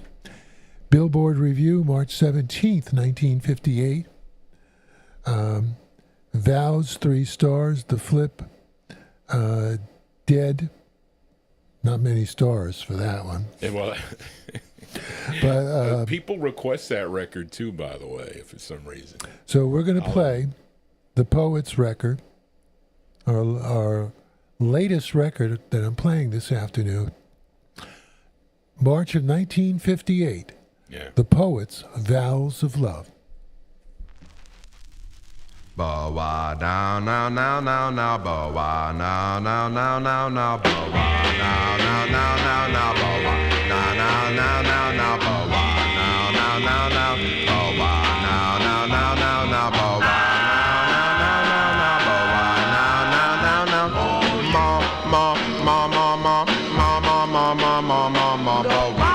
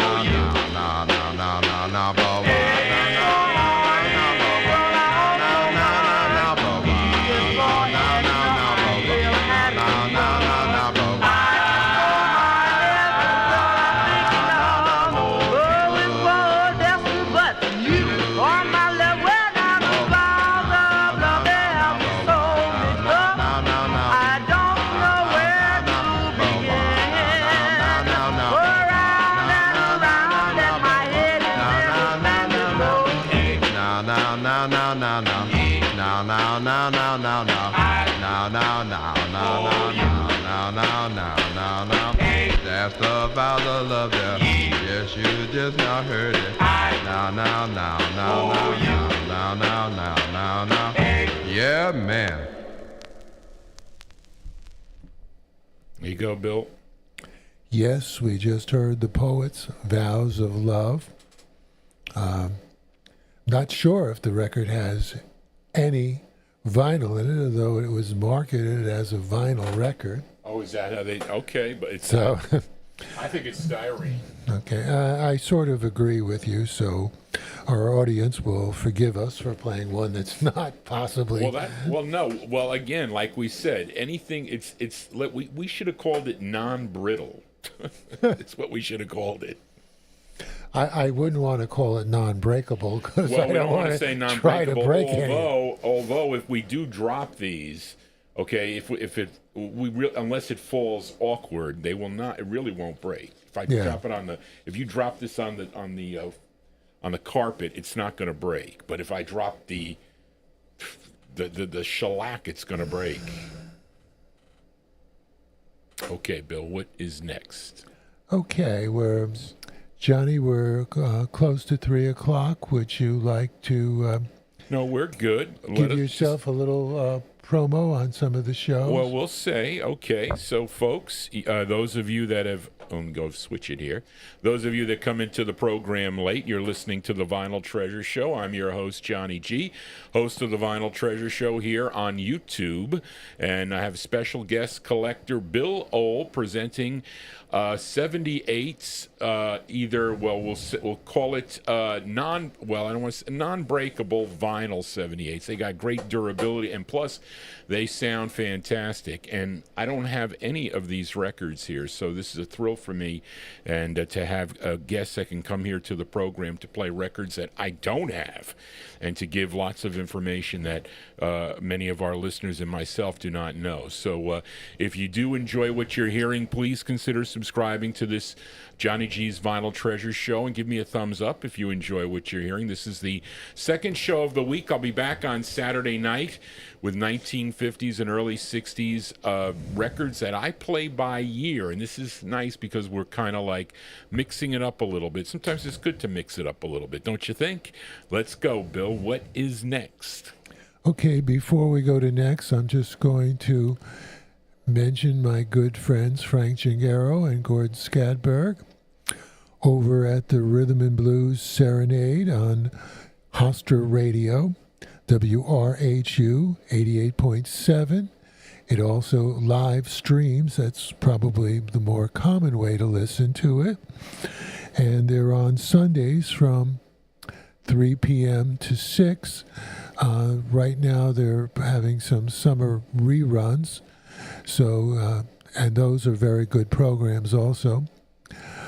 Frank and Gordon, it's hard to believe, but they have done 1,500 plus shows for the station. That's quite an achievement. I believe they're in their 36th year. So I highly recommend it. And they've been, as I've mentioned, really terrific to me over the years. Okay, now back to our program. We played a Bobby Mitchell and the Toppers earlier, but we're going to play another Bobby Mitchell and the Toppers. The Wedding Bells Are Ringing on Imperial 5295, the Thin Flex Vinyl, Session New Orleans, May 1953. Didn't release it till about a year later, July 1954. Writer is Bobby Mitchell. This is a blues ballad. Did receive some airplay on Alan Freed's show. Okay. So we're going to hear Bobby Mitchell and the Toppers. The Wedding Bells Are Ringing.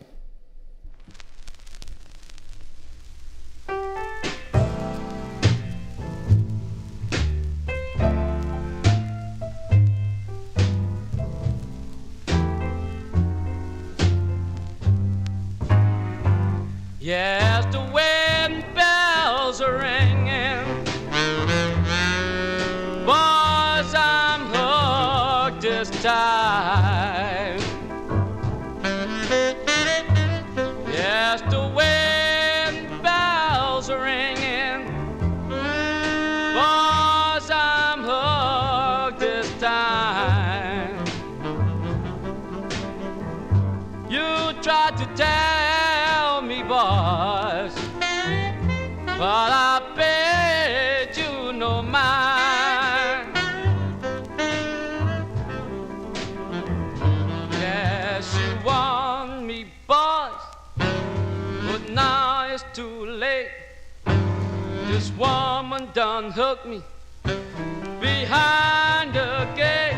Oh, I'm hooked again. Yes, I'm hooked this time.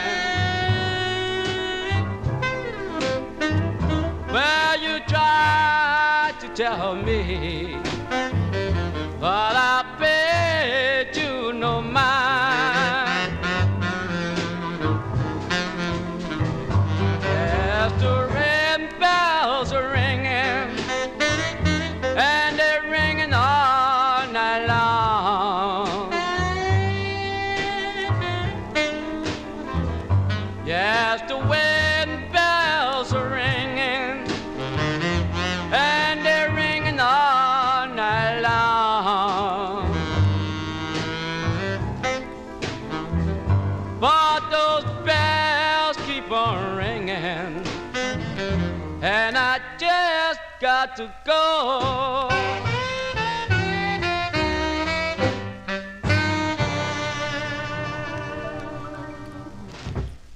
Great record. Bobby Mitchell and the Toppers. A perfect Alan Freed record. A memory for me. The Wedding Bells Are Ringing, Imperial 5295. It's phenomenal play, Bill. I'm telling you. I'm in awe with these records. No, thank you, Johnny. We're going to a duo next. We haven't played a duo. Charlie Jones and Ray Williams, known as Charlie and Ray. Very popular in the New York City area. They're on Al Silver's Herald label. 454. This is a white disc jockey promo, thin flex vinyl. Yeah. A label was from New York City. Cashbox Magazine Review, April 30th, 1955. And this was a territorial hit. June 11th, Atlanta, Georgia. The flip side, Certainly Baby, also received some airplay in some of the cities. But we're going to play the side that was played by Freed in New York called Dearest One. The duo of Charlie and Ray is next on Johnny G's Vinyltreasures.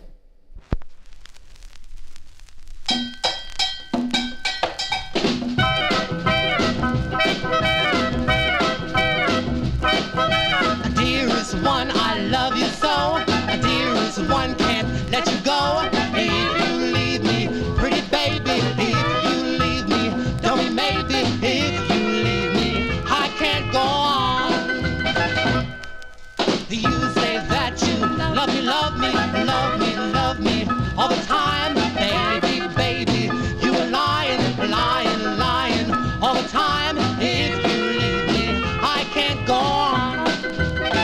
I wanna hug you, kiss you with all my might. I wanna tell you, show you, you're my heart's delight. Won't you tell me that you love me so? Don't ever leave me, I'll never let you go. Oh, you say that you love me, love me, love me, love me all the time, baby, baby. You are lying, lying, lying all the time. If you leave me, I can't go on.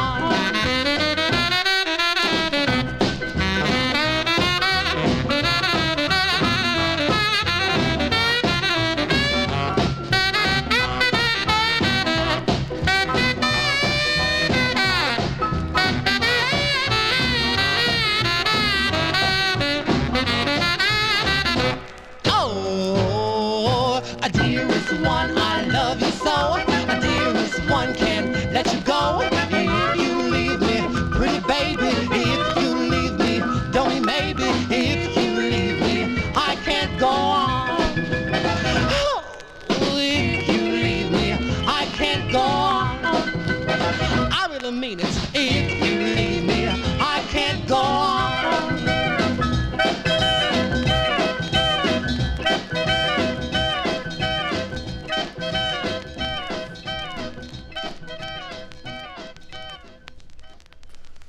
Okay, we heard Charlie and Ray, a group that put out a number of records on Herald, and most of them received airplay in New York City in the mid-1950s and later. And we just heard Dearest One, which was a record on Alan Freed's Survey on Winds. Bill, do you think that Alan Freed was playing the 45s versus the 78s, or do you think they would? I don't know, because I'm sure the stations were set up for both at the time. Well, Harold Liddell, Mr. Blues, told me his show was on WNJR. He was the first 5-night-a-week disc jockey in the metropolitan area, being on 5 nights a week to play rhythm and blues records. Mm-hmm. Hal Jackson and a few other disc jockeys. Hal Jackson was on the air going back to 1946, but he did a one-night weekend show. Yeah. And actually, I mentioned as Johnny, I sat next to Hal Jackson at the Copacabana to watch the Temptations. We had a very interesting conversation. Here was another Afro-American disc jockey shocked by somebody that could talk about all these older records. That was 1968 when the Temptations were really at the top of their game for harmony records. They became a little funky later. Well, he ended up doing a show on Sundays, I think, a jazz show on Sundays, Yeah. for a long time. Yeah. And he came with his then girlfriend at the Copacabana. And we're going to play a record next by The Gentlemen. The Gentlemen on Apollo 464. This is a disc jockey copy, white label, thin vinyl. Session September 29th, 1954. Billboard Review November 6, 1954. Both sides received 3 stars. The record was released October 1954. The group was from Newark, and they auditioned for Savoy as the first label.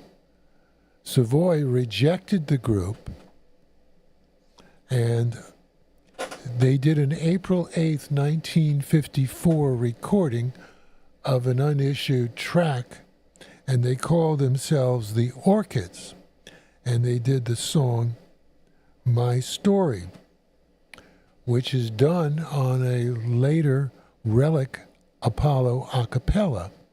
Apollo used to receive demos from the group done in a cappella, and they decide which ones they might want to record. That was one of the methods back then.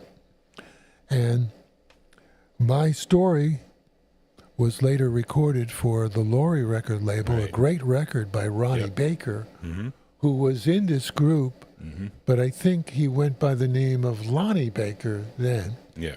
Also, Ronnie Baker was on a record, I Want to Be Loved, on the red label, Gel label, from 61 also. So we're going to hear, the flip side is Tired of You, which was the side that received probably a little more airplay than this side, but I like this record a lot myself. Something to Remember You By is next on the Rhythm and Blues Serenade. No, Vinyl Treasure Show. Oh. It's okay. Ooh, please give me something to remember you by.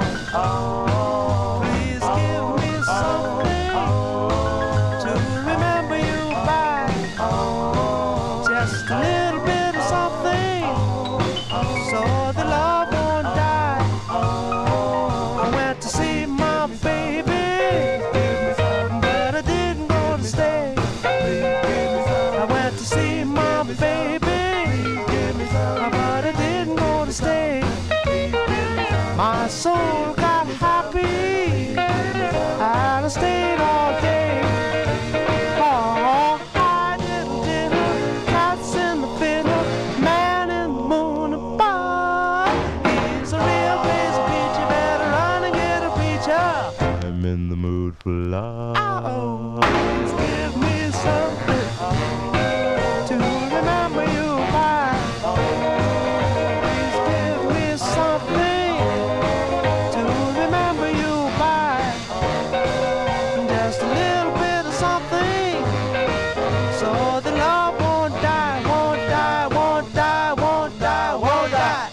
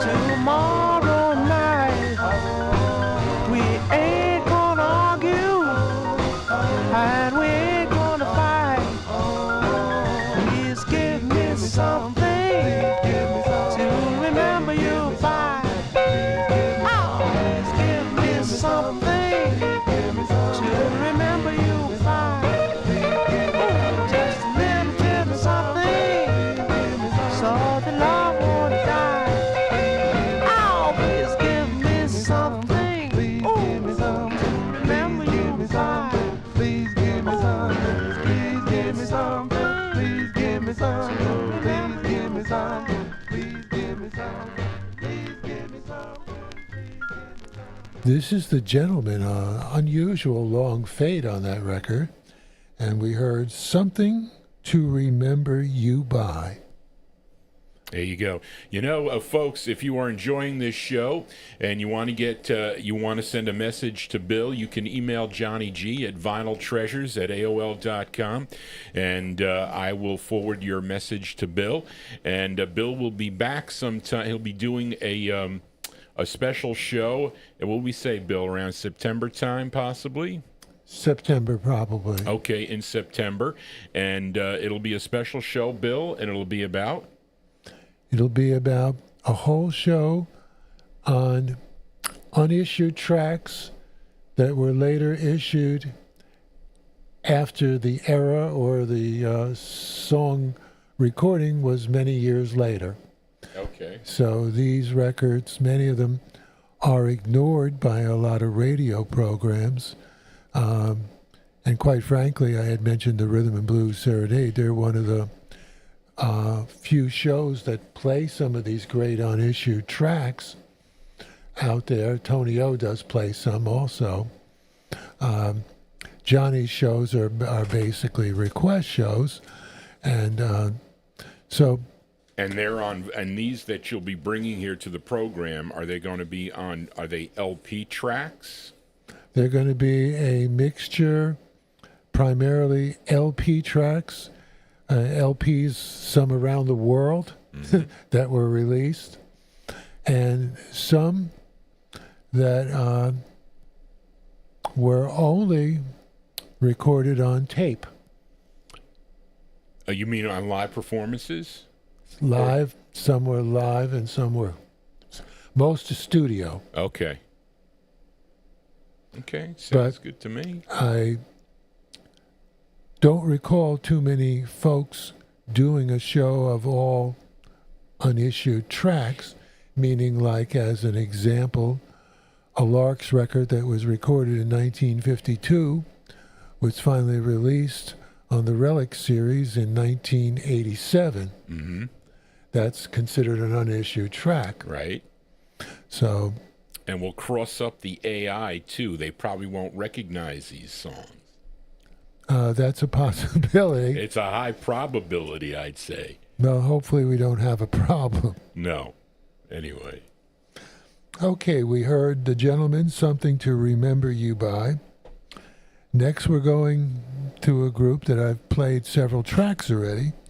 This is the Robins on Spark, the flip side of their great record of Framed. Riot in Cell Block number 9. And it's called Wrap It Up, Spark 103. This is a vinyl release. And interesting story behind this record. Bobby Nunn refused to record this record. You mean he didn't want to, he didn't show up, or he didn't want to do it? No, he told the group he would not record this record because he didn't like the writers, Lieber and Stoller. Oh, and he didn't think that these two Caucasian guys could write a song for a black group. Well, was this one of their earlier sessions then, and then they released it later? Because they already had a number of releases, right? This was, Spark 103. This is. Yeah, well, he didn't want to record Riot in Cell Block number 9. Okay, well that. So the group had to go out and obtain Richard Berry to fill in for him. Okay. So, and he didn't record this side either, Wrap It Up. Okay. He told them he didn't like Lieber and Stoller. Didn't think they know how to write music for R&B artists. Laughable now. And as I mentioned to you, the flip side is Riot in Cell Block number 9. Bobby Nunn didn't also like Framed either.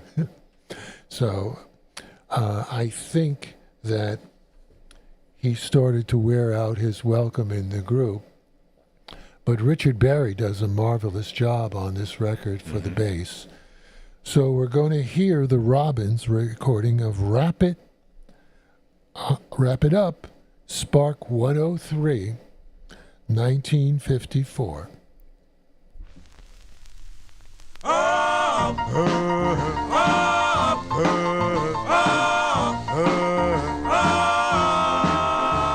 The first time I held you in my arms, you know that you thrill me with your charms.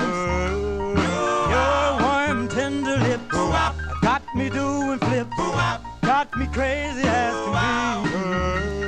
I love you, baby, can't you see? But here's what you gotta do for me. Well, in the winter, Wrap it up, oh, in the summer, wrap it up, yeah, in the morning, wrap it up, in the evening, wrap it up, oh, when it's hot, wrap it up, oh, when it's cold, wrap it up, well, wrap it up, baby, and save it all for me.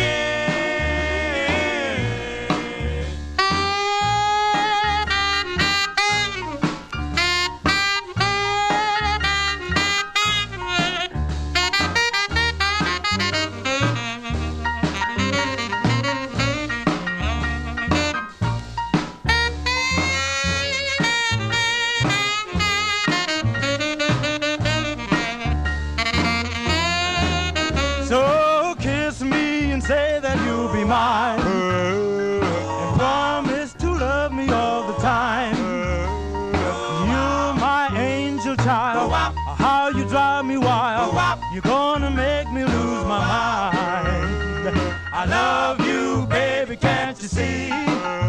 'Cause ooh, you look so good to me. well, on the street, Wrap it up, you look so sweet, wrap it up, love the treat, wrap it up, well, can't be beat, wrap it up, got cute little feet, wrap it up, oh, you my me, wrap it up, well, wrap it up, baby, and save it all for me.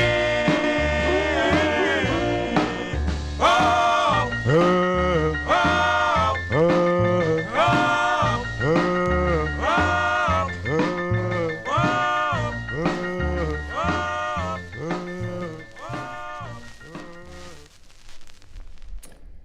The Great Robins, Wrap It Up, Spark Records.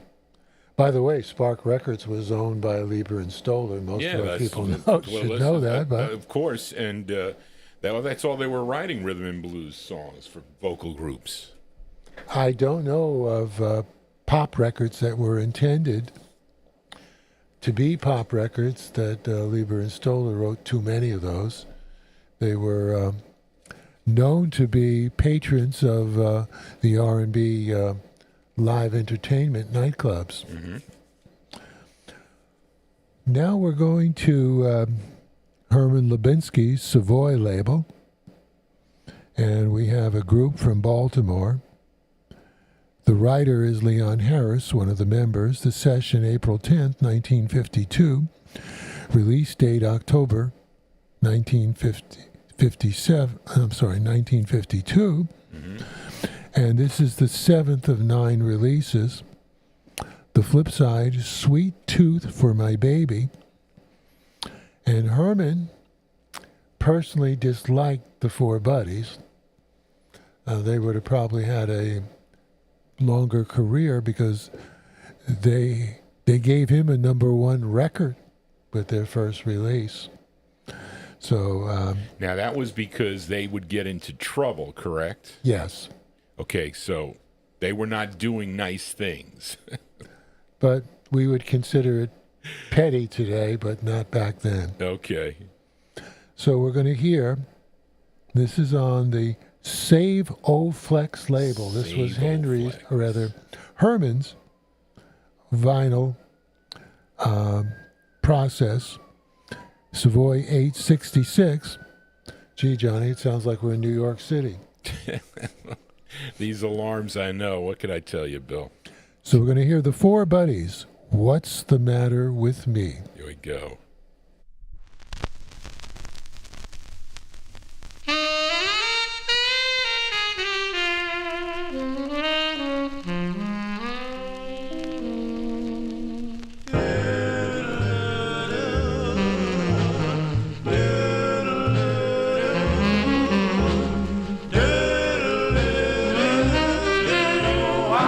What's the matter with me? Everything I do seems wrong. I just can't see why we can't get along. Darling, I can't pretend. I know it was my fault. Please let me make amends. What's the matter with me?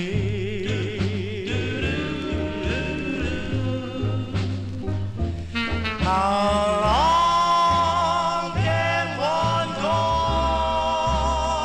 on? Just drifting from day to day, watching time move on. She feels so helpless that way. Darling, I can't deny my love for you is true. Still, I made you cry. Such foolish things I seem to do.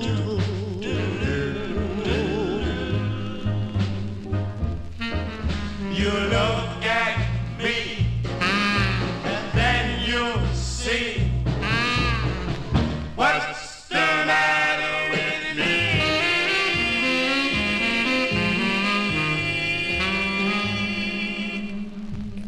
Oh, phenomenal sound, Bill. Whoops. I selected that record, Johnny, because I really like that record, Well, it's a too. good one. I apologize for that feedback. I had the volume up really high, folks. Go ahead, Bill. So we heard the Four Buddies. What's the Matter with Me? And 1952 is that recording. And that's on a Savo Flex white promo issued by Savoy. But Savoy was one of the top companies in pushing their version of vinyl.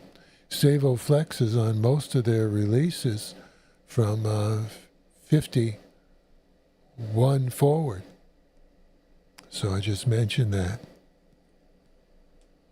Okay, the next recording we have is a tremendous group, the Dewdroppers. And this record, when I got this record, I played it at home, and I thought it was going to blow my speakers out. It was so tremendous. The Dewdroppers on a preview promo, white label Flex. The group first signed in the 50s with Red Robin in 1952. Then an RCA session, July 28th, 1953. The release date of this is August 14th, 1953. This was the group's fifth release of 12. Mm-hmm. The flip side, Something's Working on My Baby's Mind. And this is a great jump R&B rhythm and blues record. Whatever you're doing, keep on doing it is next.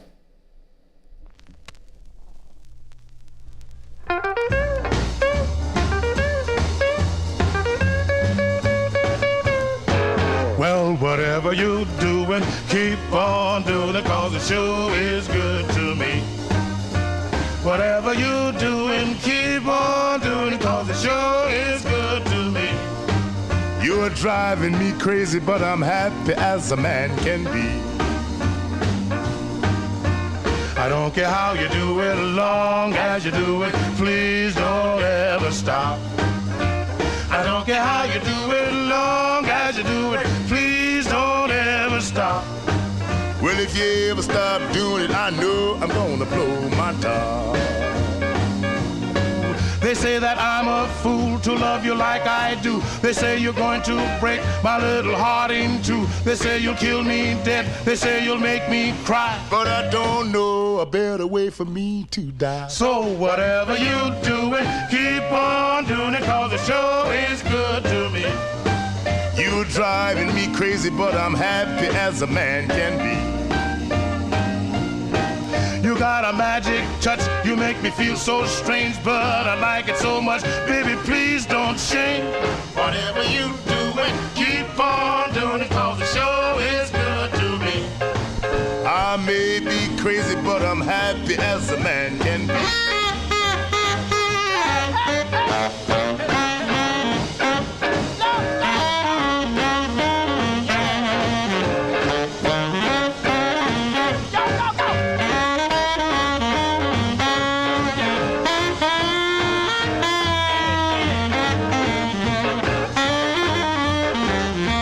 Whatever you doing, keep on doing it, 'cause it sure is good to me.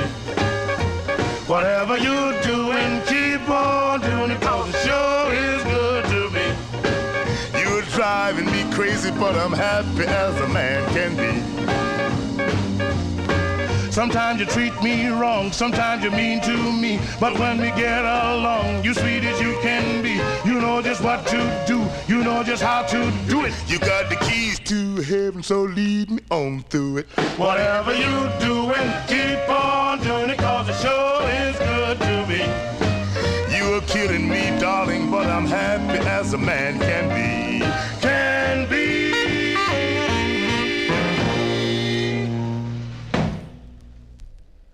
Okay, Bill. Johnny, I can just envision Alan Freed slapping the phone book to that Well, yeah, tune. I was kind of strumming along. The Dewdroppers, whatever you're doing, keep on doing it. RCA Victor 20, 5425. The next record Johnny has not heard. It's an Ink Spots recording. Decca 27391. It's on the Decca Light vinyl. This is a white sample copy. The flip, If, was the last charted Ink Spots song on the popular hit parade on March 3rd, 1951.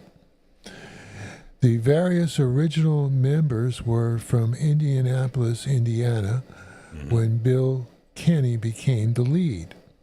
The group dominated the charts for more than 10 years. In the early 1950s, they decided to start changing their style because music was changing. And they record a record, which I'm pleased to say, a friend of Johnny, which I am. So we're going to hear... How appropriate, Bill, this song. The Ink Spots, A Friend of Johnny. Go.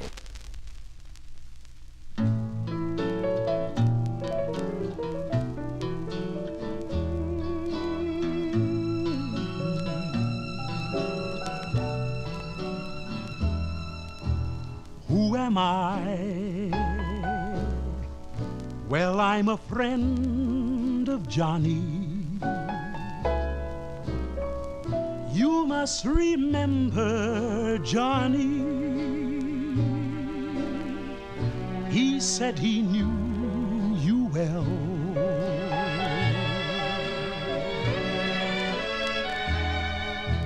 How is he? Well, things are fine with Johnny. But when it comes to Johnny, there isn't much to tell.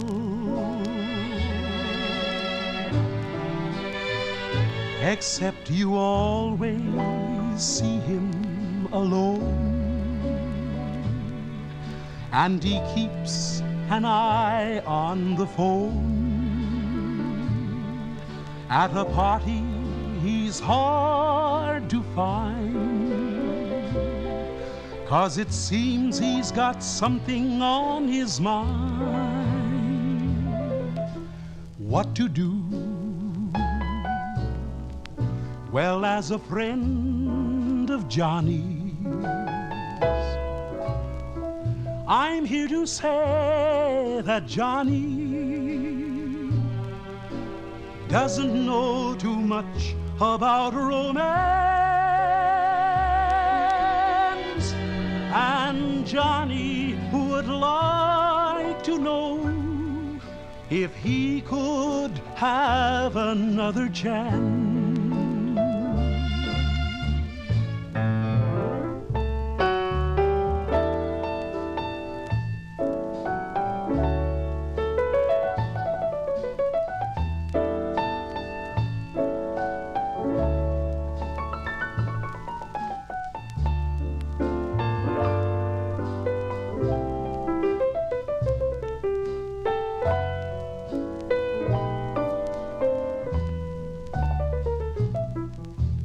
What to do?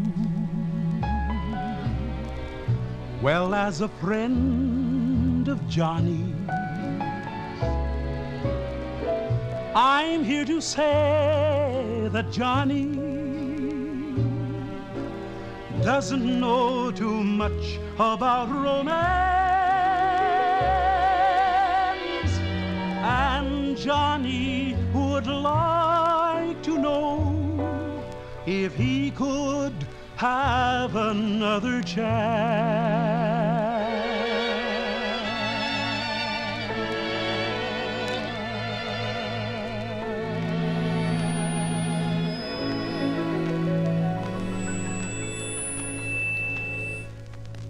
Wow, Bill, I like that record there. It just gave me an idea. Maybe next Thursday I can play all records with Johnny in the title, because I think that was a common name that they would use in a lot of the records, right? But that was, and that's a very nice, and you know what? There was not one blemish on that record. Not one. Well, I'm glad you liked it, Johnny. I hope your mom also liked it. I'm sure she did. We're gonna see what she says when we go downstairs. So that's from 1951. They had changed their style a little. Yeah. I would like a little more harmony, but that's me.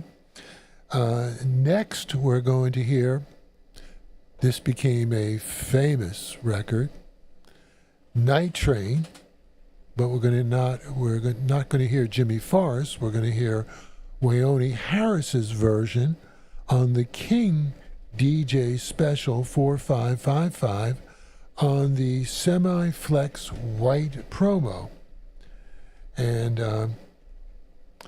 originally, Wyone Harris joined the Lucky Millinder Orchestra. In 1944, he had R&B major hit, Who Threw the Whiskey in the Well? And, number one for 8 weeks. And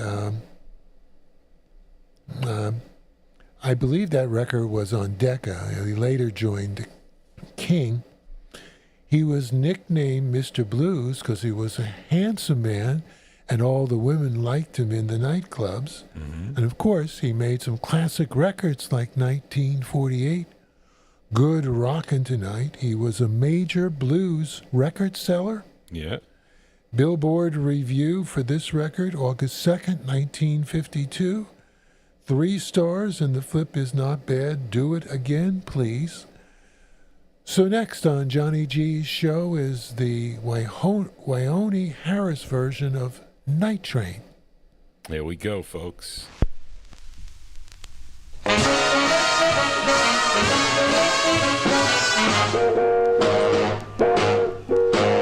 Night train that took my baby so far away.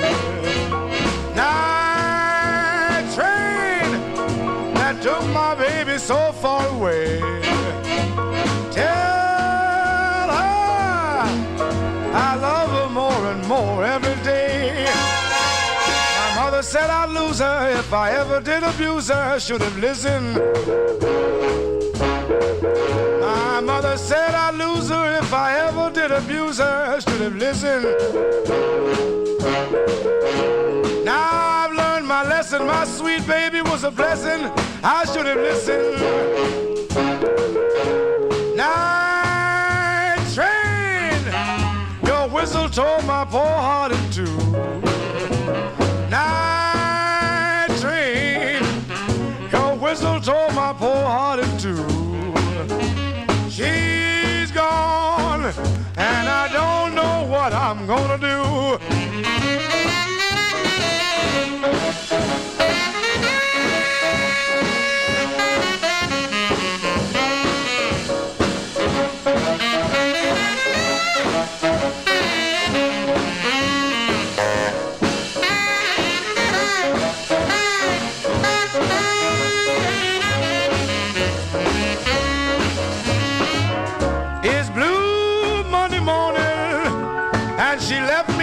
Saturday night.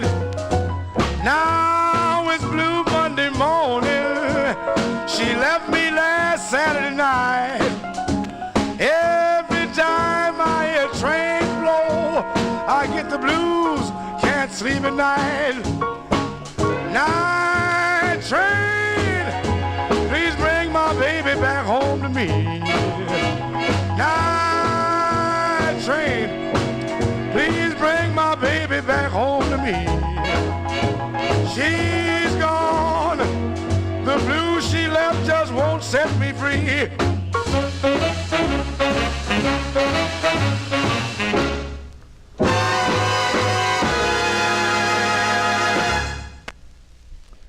That was Wyone Harris, Night Train. Do the folks know that Duke Ellington recorded a tune called Happy Go Lucky in 1946, and it's the identical riffs of Night Train. Oh, is it? Who gets the writer credit on this? Forrest, of course, the Gene Forrest. Most of the people. You think that he kind of like stole it a little bit? Oh, absolutely. If I was to play Happy Go Lucky, it's certainly a takeoff. And it's 6 years before Jimmy Forrest's record. Yeah. So that's the. They made really nice records. King, their DJ copies were excellent. Of course. I want to say hello to Gordy Freeman out there. Gordy, your favorite vocal group is up next. The Harp Tones, featuring the great Willie Winfield. And we're going to play their recording of Since I Fell for You, originally done by the Buddy Johnson Orchestra with Ella Johnson on vocals. Yep. This is Bruce 113, a pink promo, thin flexi vinyl. Phenomenal build. The group formed in 1953. Yeah. Billboard reviewed it on December 11th, 1954, received 4 stars. This record was also played on Alan Freed. The flip side received 3 stars, and the name is a little of a tongue-tire. Ooh Biddy Ooh Biddy Doo. Oobity Oobity You was the name of it. And Cashbox reviewed the record on their December 4th issue. This was a top 25 Alan Freed record in the early winter-spring of 1955. The Harp Tones, the great Willie Winfield, Since I Fell for You.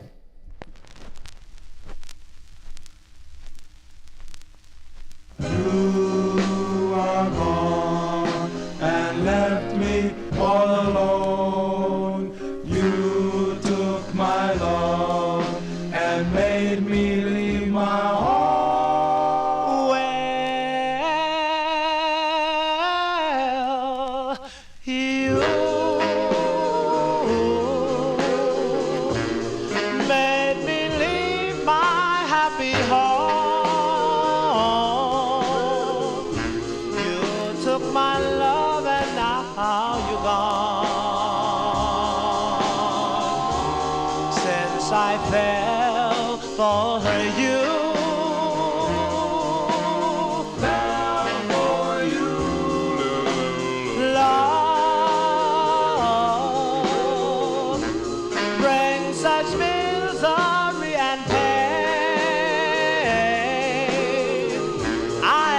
guess I'll never be the same since I fell for you.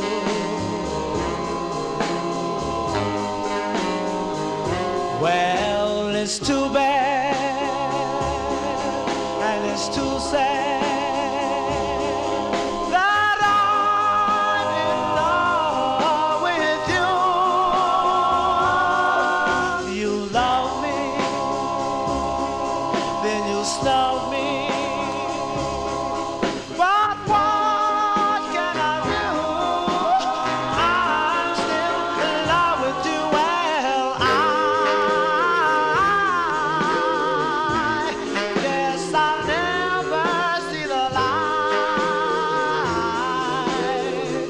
I get those blues most every night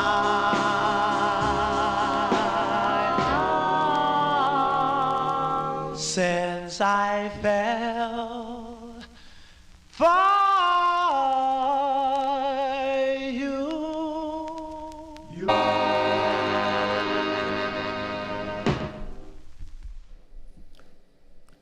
The harp tones, Willie Winfield, the great Willie Winfield, and Since I Fell for You, Bruce Records. Early 1955, charted hit on Alan Freed's Top 25. We're next going to Little Esther, and thank you, Tony Barcia, for letting us know that the Shadows backed her up on that session where both sides of this record have a vocal group. You're going to hear Stop Crying, and this is likely the Leroy Kirkland Orchestra, and there's no vocal group listed on the label. This is a Pink sample copy promo, Decolite vinyl. This sounds tremendous, my opinion. Billboard review, 3 stars for both sides. The other side, please don't send me. The disappointment? Didn't have much action as a Little Esther record. And we're talking about the year 1954. So next on Johnny G's All Vinyl 78 Treasures Show, Little Esther and the unlisted group The Shadows, Stop Crying. Stop crying.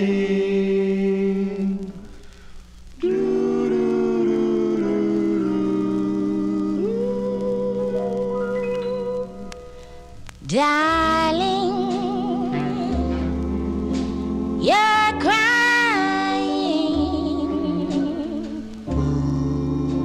What did I do to you? If I hurt your feelings,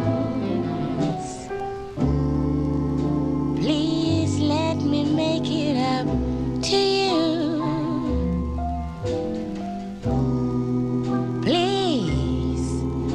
Forgive me, darling. Let's make a brand new start. And darling, stop crying. You're just about to break my heart.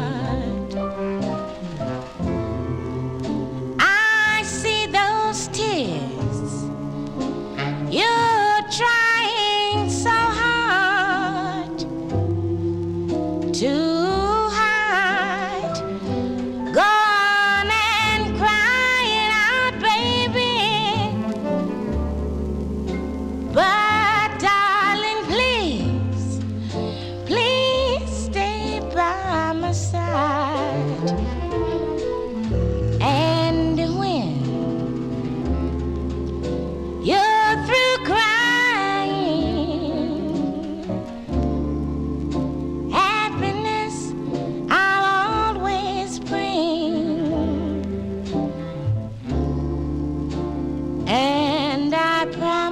darling, I'll never make you cry again. I'll never make you cry again.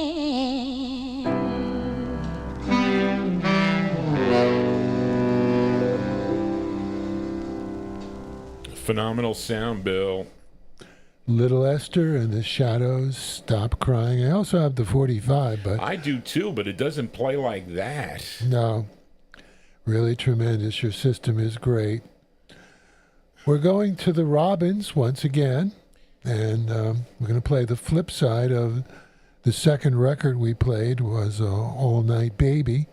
And we're going to play their version of Oh Why, which they were in a little competition with the Orchids because Sid Nathan put out a competitive R&B version of that.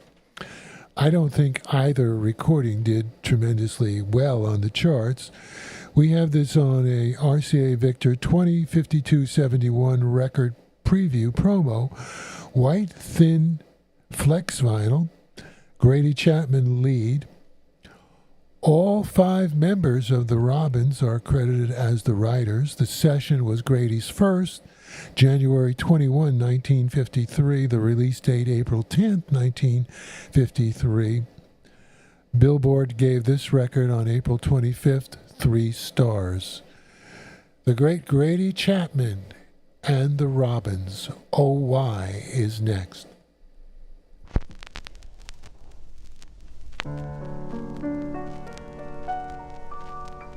Oh, why? Tell me why. Why do you treat me like you do? Like you do. You made me love you like a fool. Like a fool. Now you tell me we are through.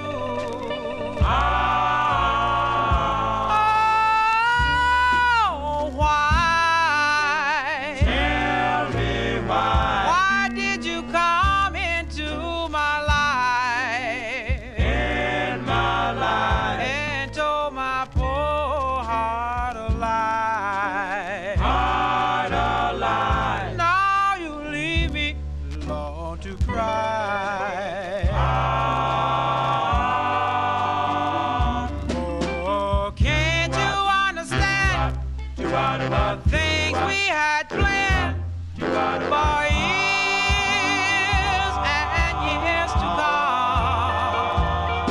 It's so hard to believe that you would break my heart the way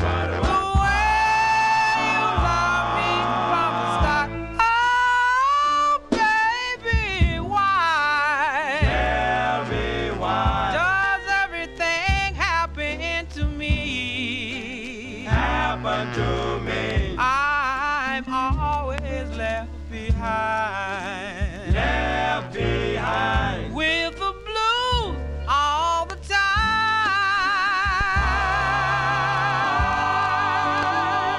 Oh, can't you understand the things we had planned for years and years to come? It's hard to believe that you would break my heart from the way you loved me from the start. Oh, baby, why? Tell me why. Does everything happen to me? Happen to me. I'm always left behind. Left behind. With the blues all the time.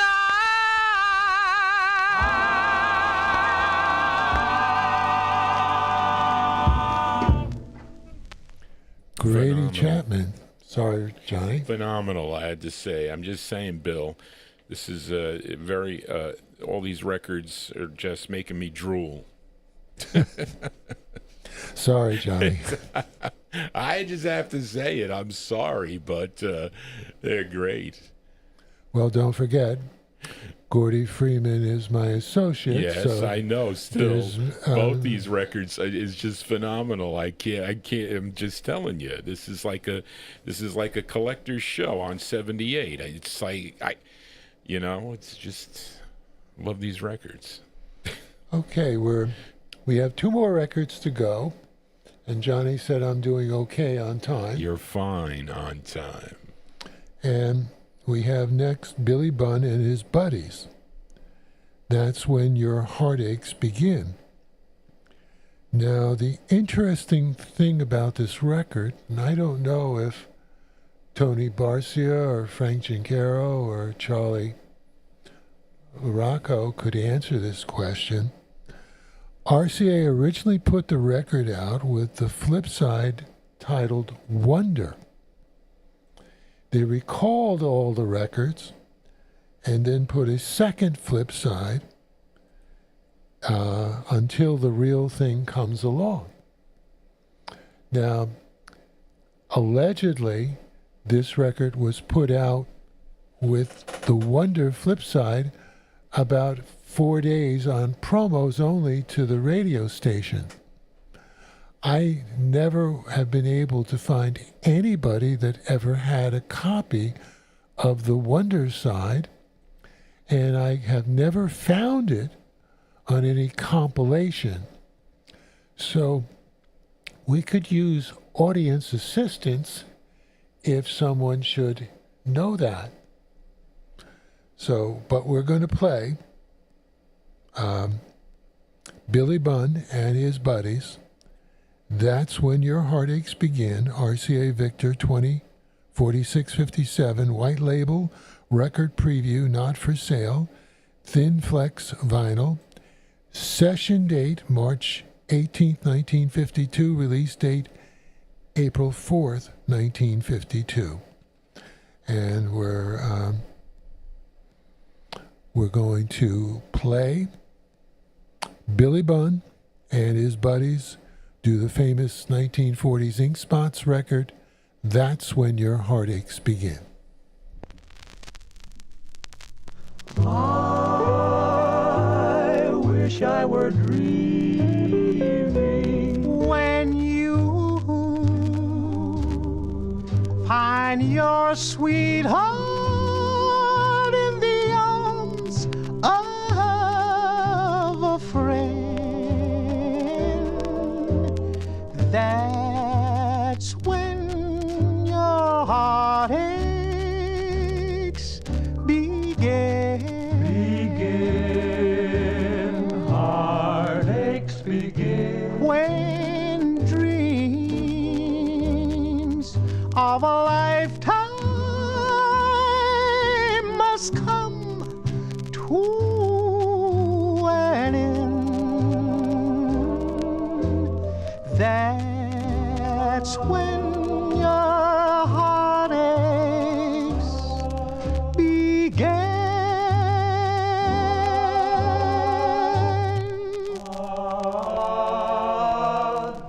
Love is a thing you never can share. When you bring a friend into your love affairs, ooh, that's the end of your sweetheart. That's the end of your friend. That's when your heartaches begin.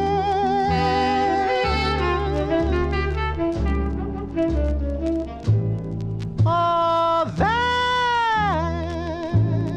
when your heartaches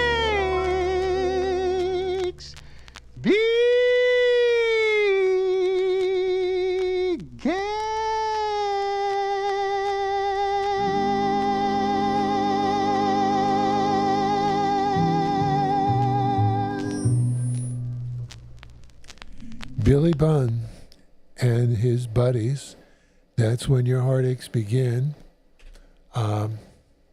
Sounds tremendous on the Flex disc. Johnny? Bill? Listen, Bill, thank you so much for being here, doing this all vinyl 78 show. It is a phenomenal show, I have to say. I'm just at all sitting here playing the records, and many of the listeners also in the chat room are with all these accolades about the music that you featured today. I don't think I could even present a 78 show like this. So I am truly thankful that you did this, really, and I know all the listeners are too. So thank you for putting this together. I know what it takes to put the show together. Bill puts a lot of time and effort, and he times it all out. You were almost perfect. I'm making him a little bit late here for my interjections, but that's okay. It's my show, and we really have lots of time here. But anyway, we're trying to fit it in the time slot for everybody. But thank you, Bill, for being here. So much appreciated that you spent the time to put this together. And I'm speaking for all the listeners. It was a wonderful show. Thank you, Johnny, and thank you, listeners, for enjoying the show, because when I first told a few people about doing the show, they said, well, you sure that's going to go over? So what Johnny's saying, I don't have a computer to see the results, but he says the people are overall pleased, so I'm happy. We are. So, Bill, what will we be closing with this afternoon? Perfect record to close the show. Jimmy Ricks and the unlisted vocal group, likely the Ravens.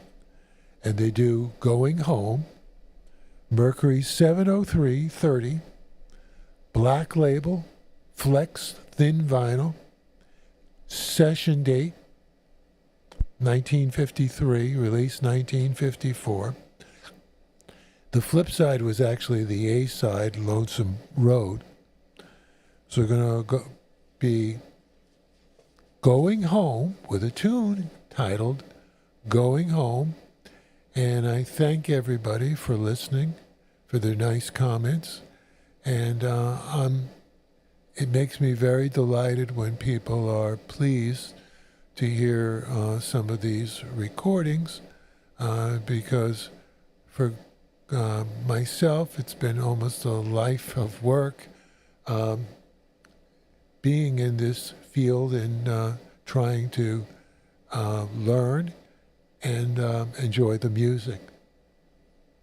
Bill, thank you, and thank everyone for tuning in to the program. Again, those of you that are new to this show, please consider subscribing to Johnny G's Vinyl Treasure Show. And again, if you have any comments that you'd like me to forward to Bill Obe, you can email Johnny G at vinyltreasures@aol.com. So thank you all for tuning in this afternoon, and I'll see you on the next show. It'll be Saturday night, beginning at 9 p.m. Eastern Time, 9 to midnight. I should change it to 1 because of all the requests. But anyway, thank you, folks. Everybody take care and enjoy your evening or a remainder of the afternoon. Just want to say, everybody, so long. Thank you, Bill.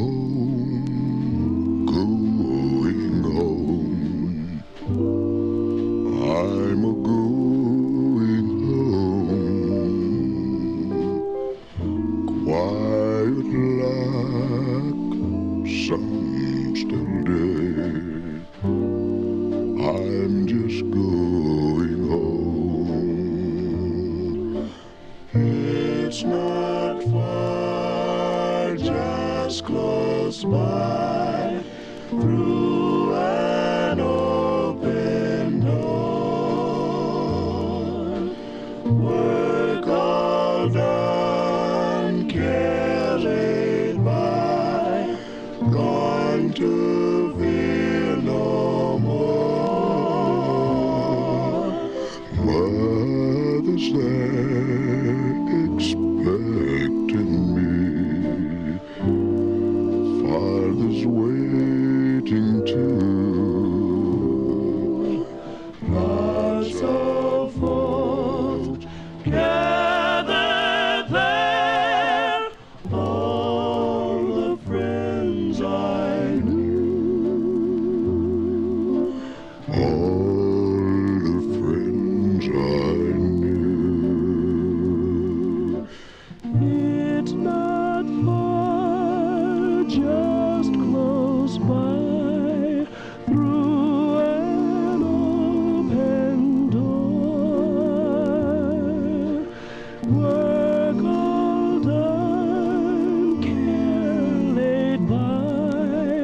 go.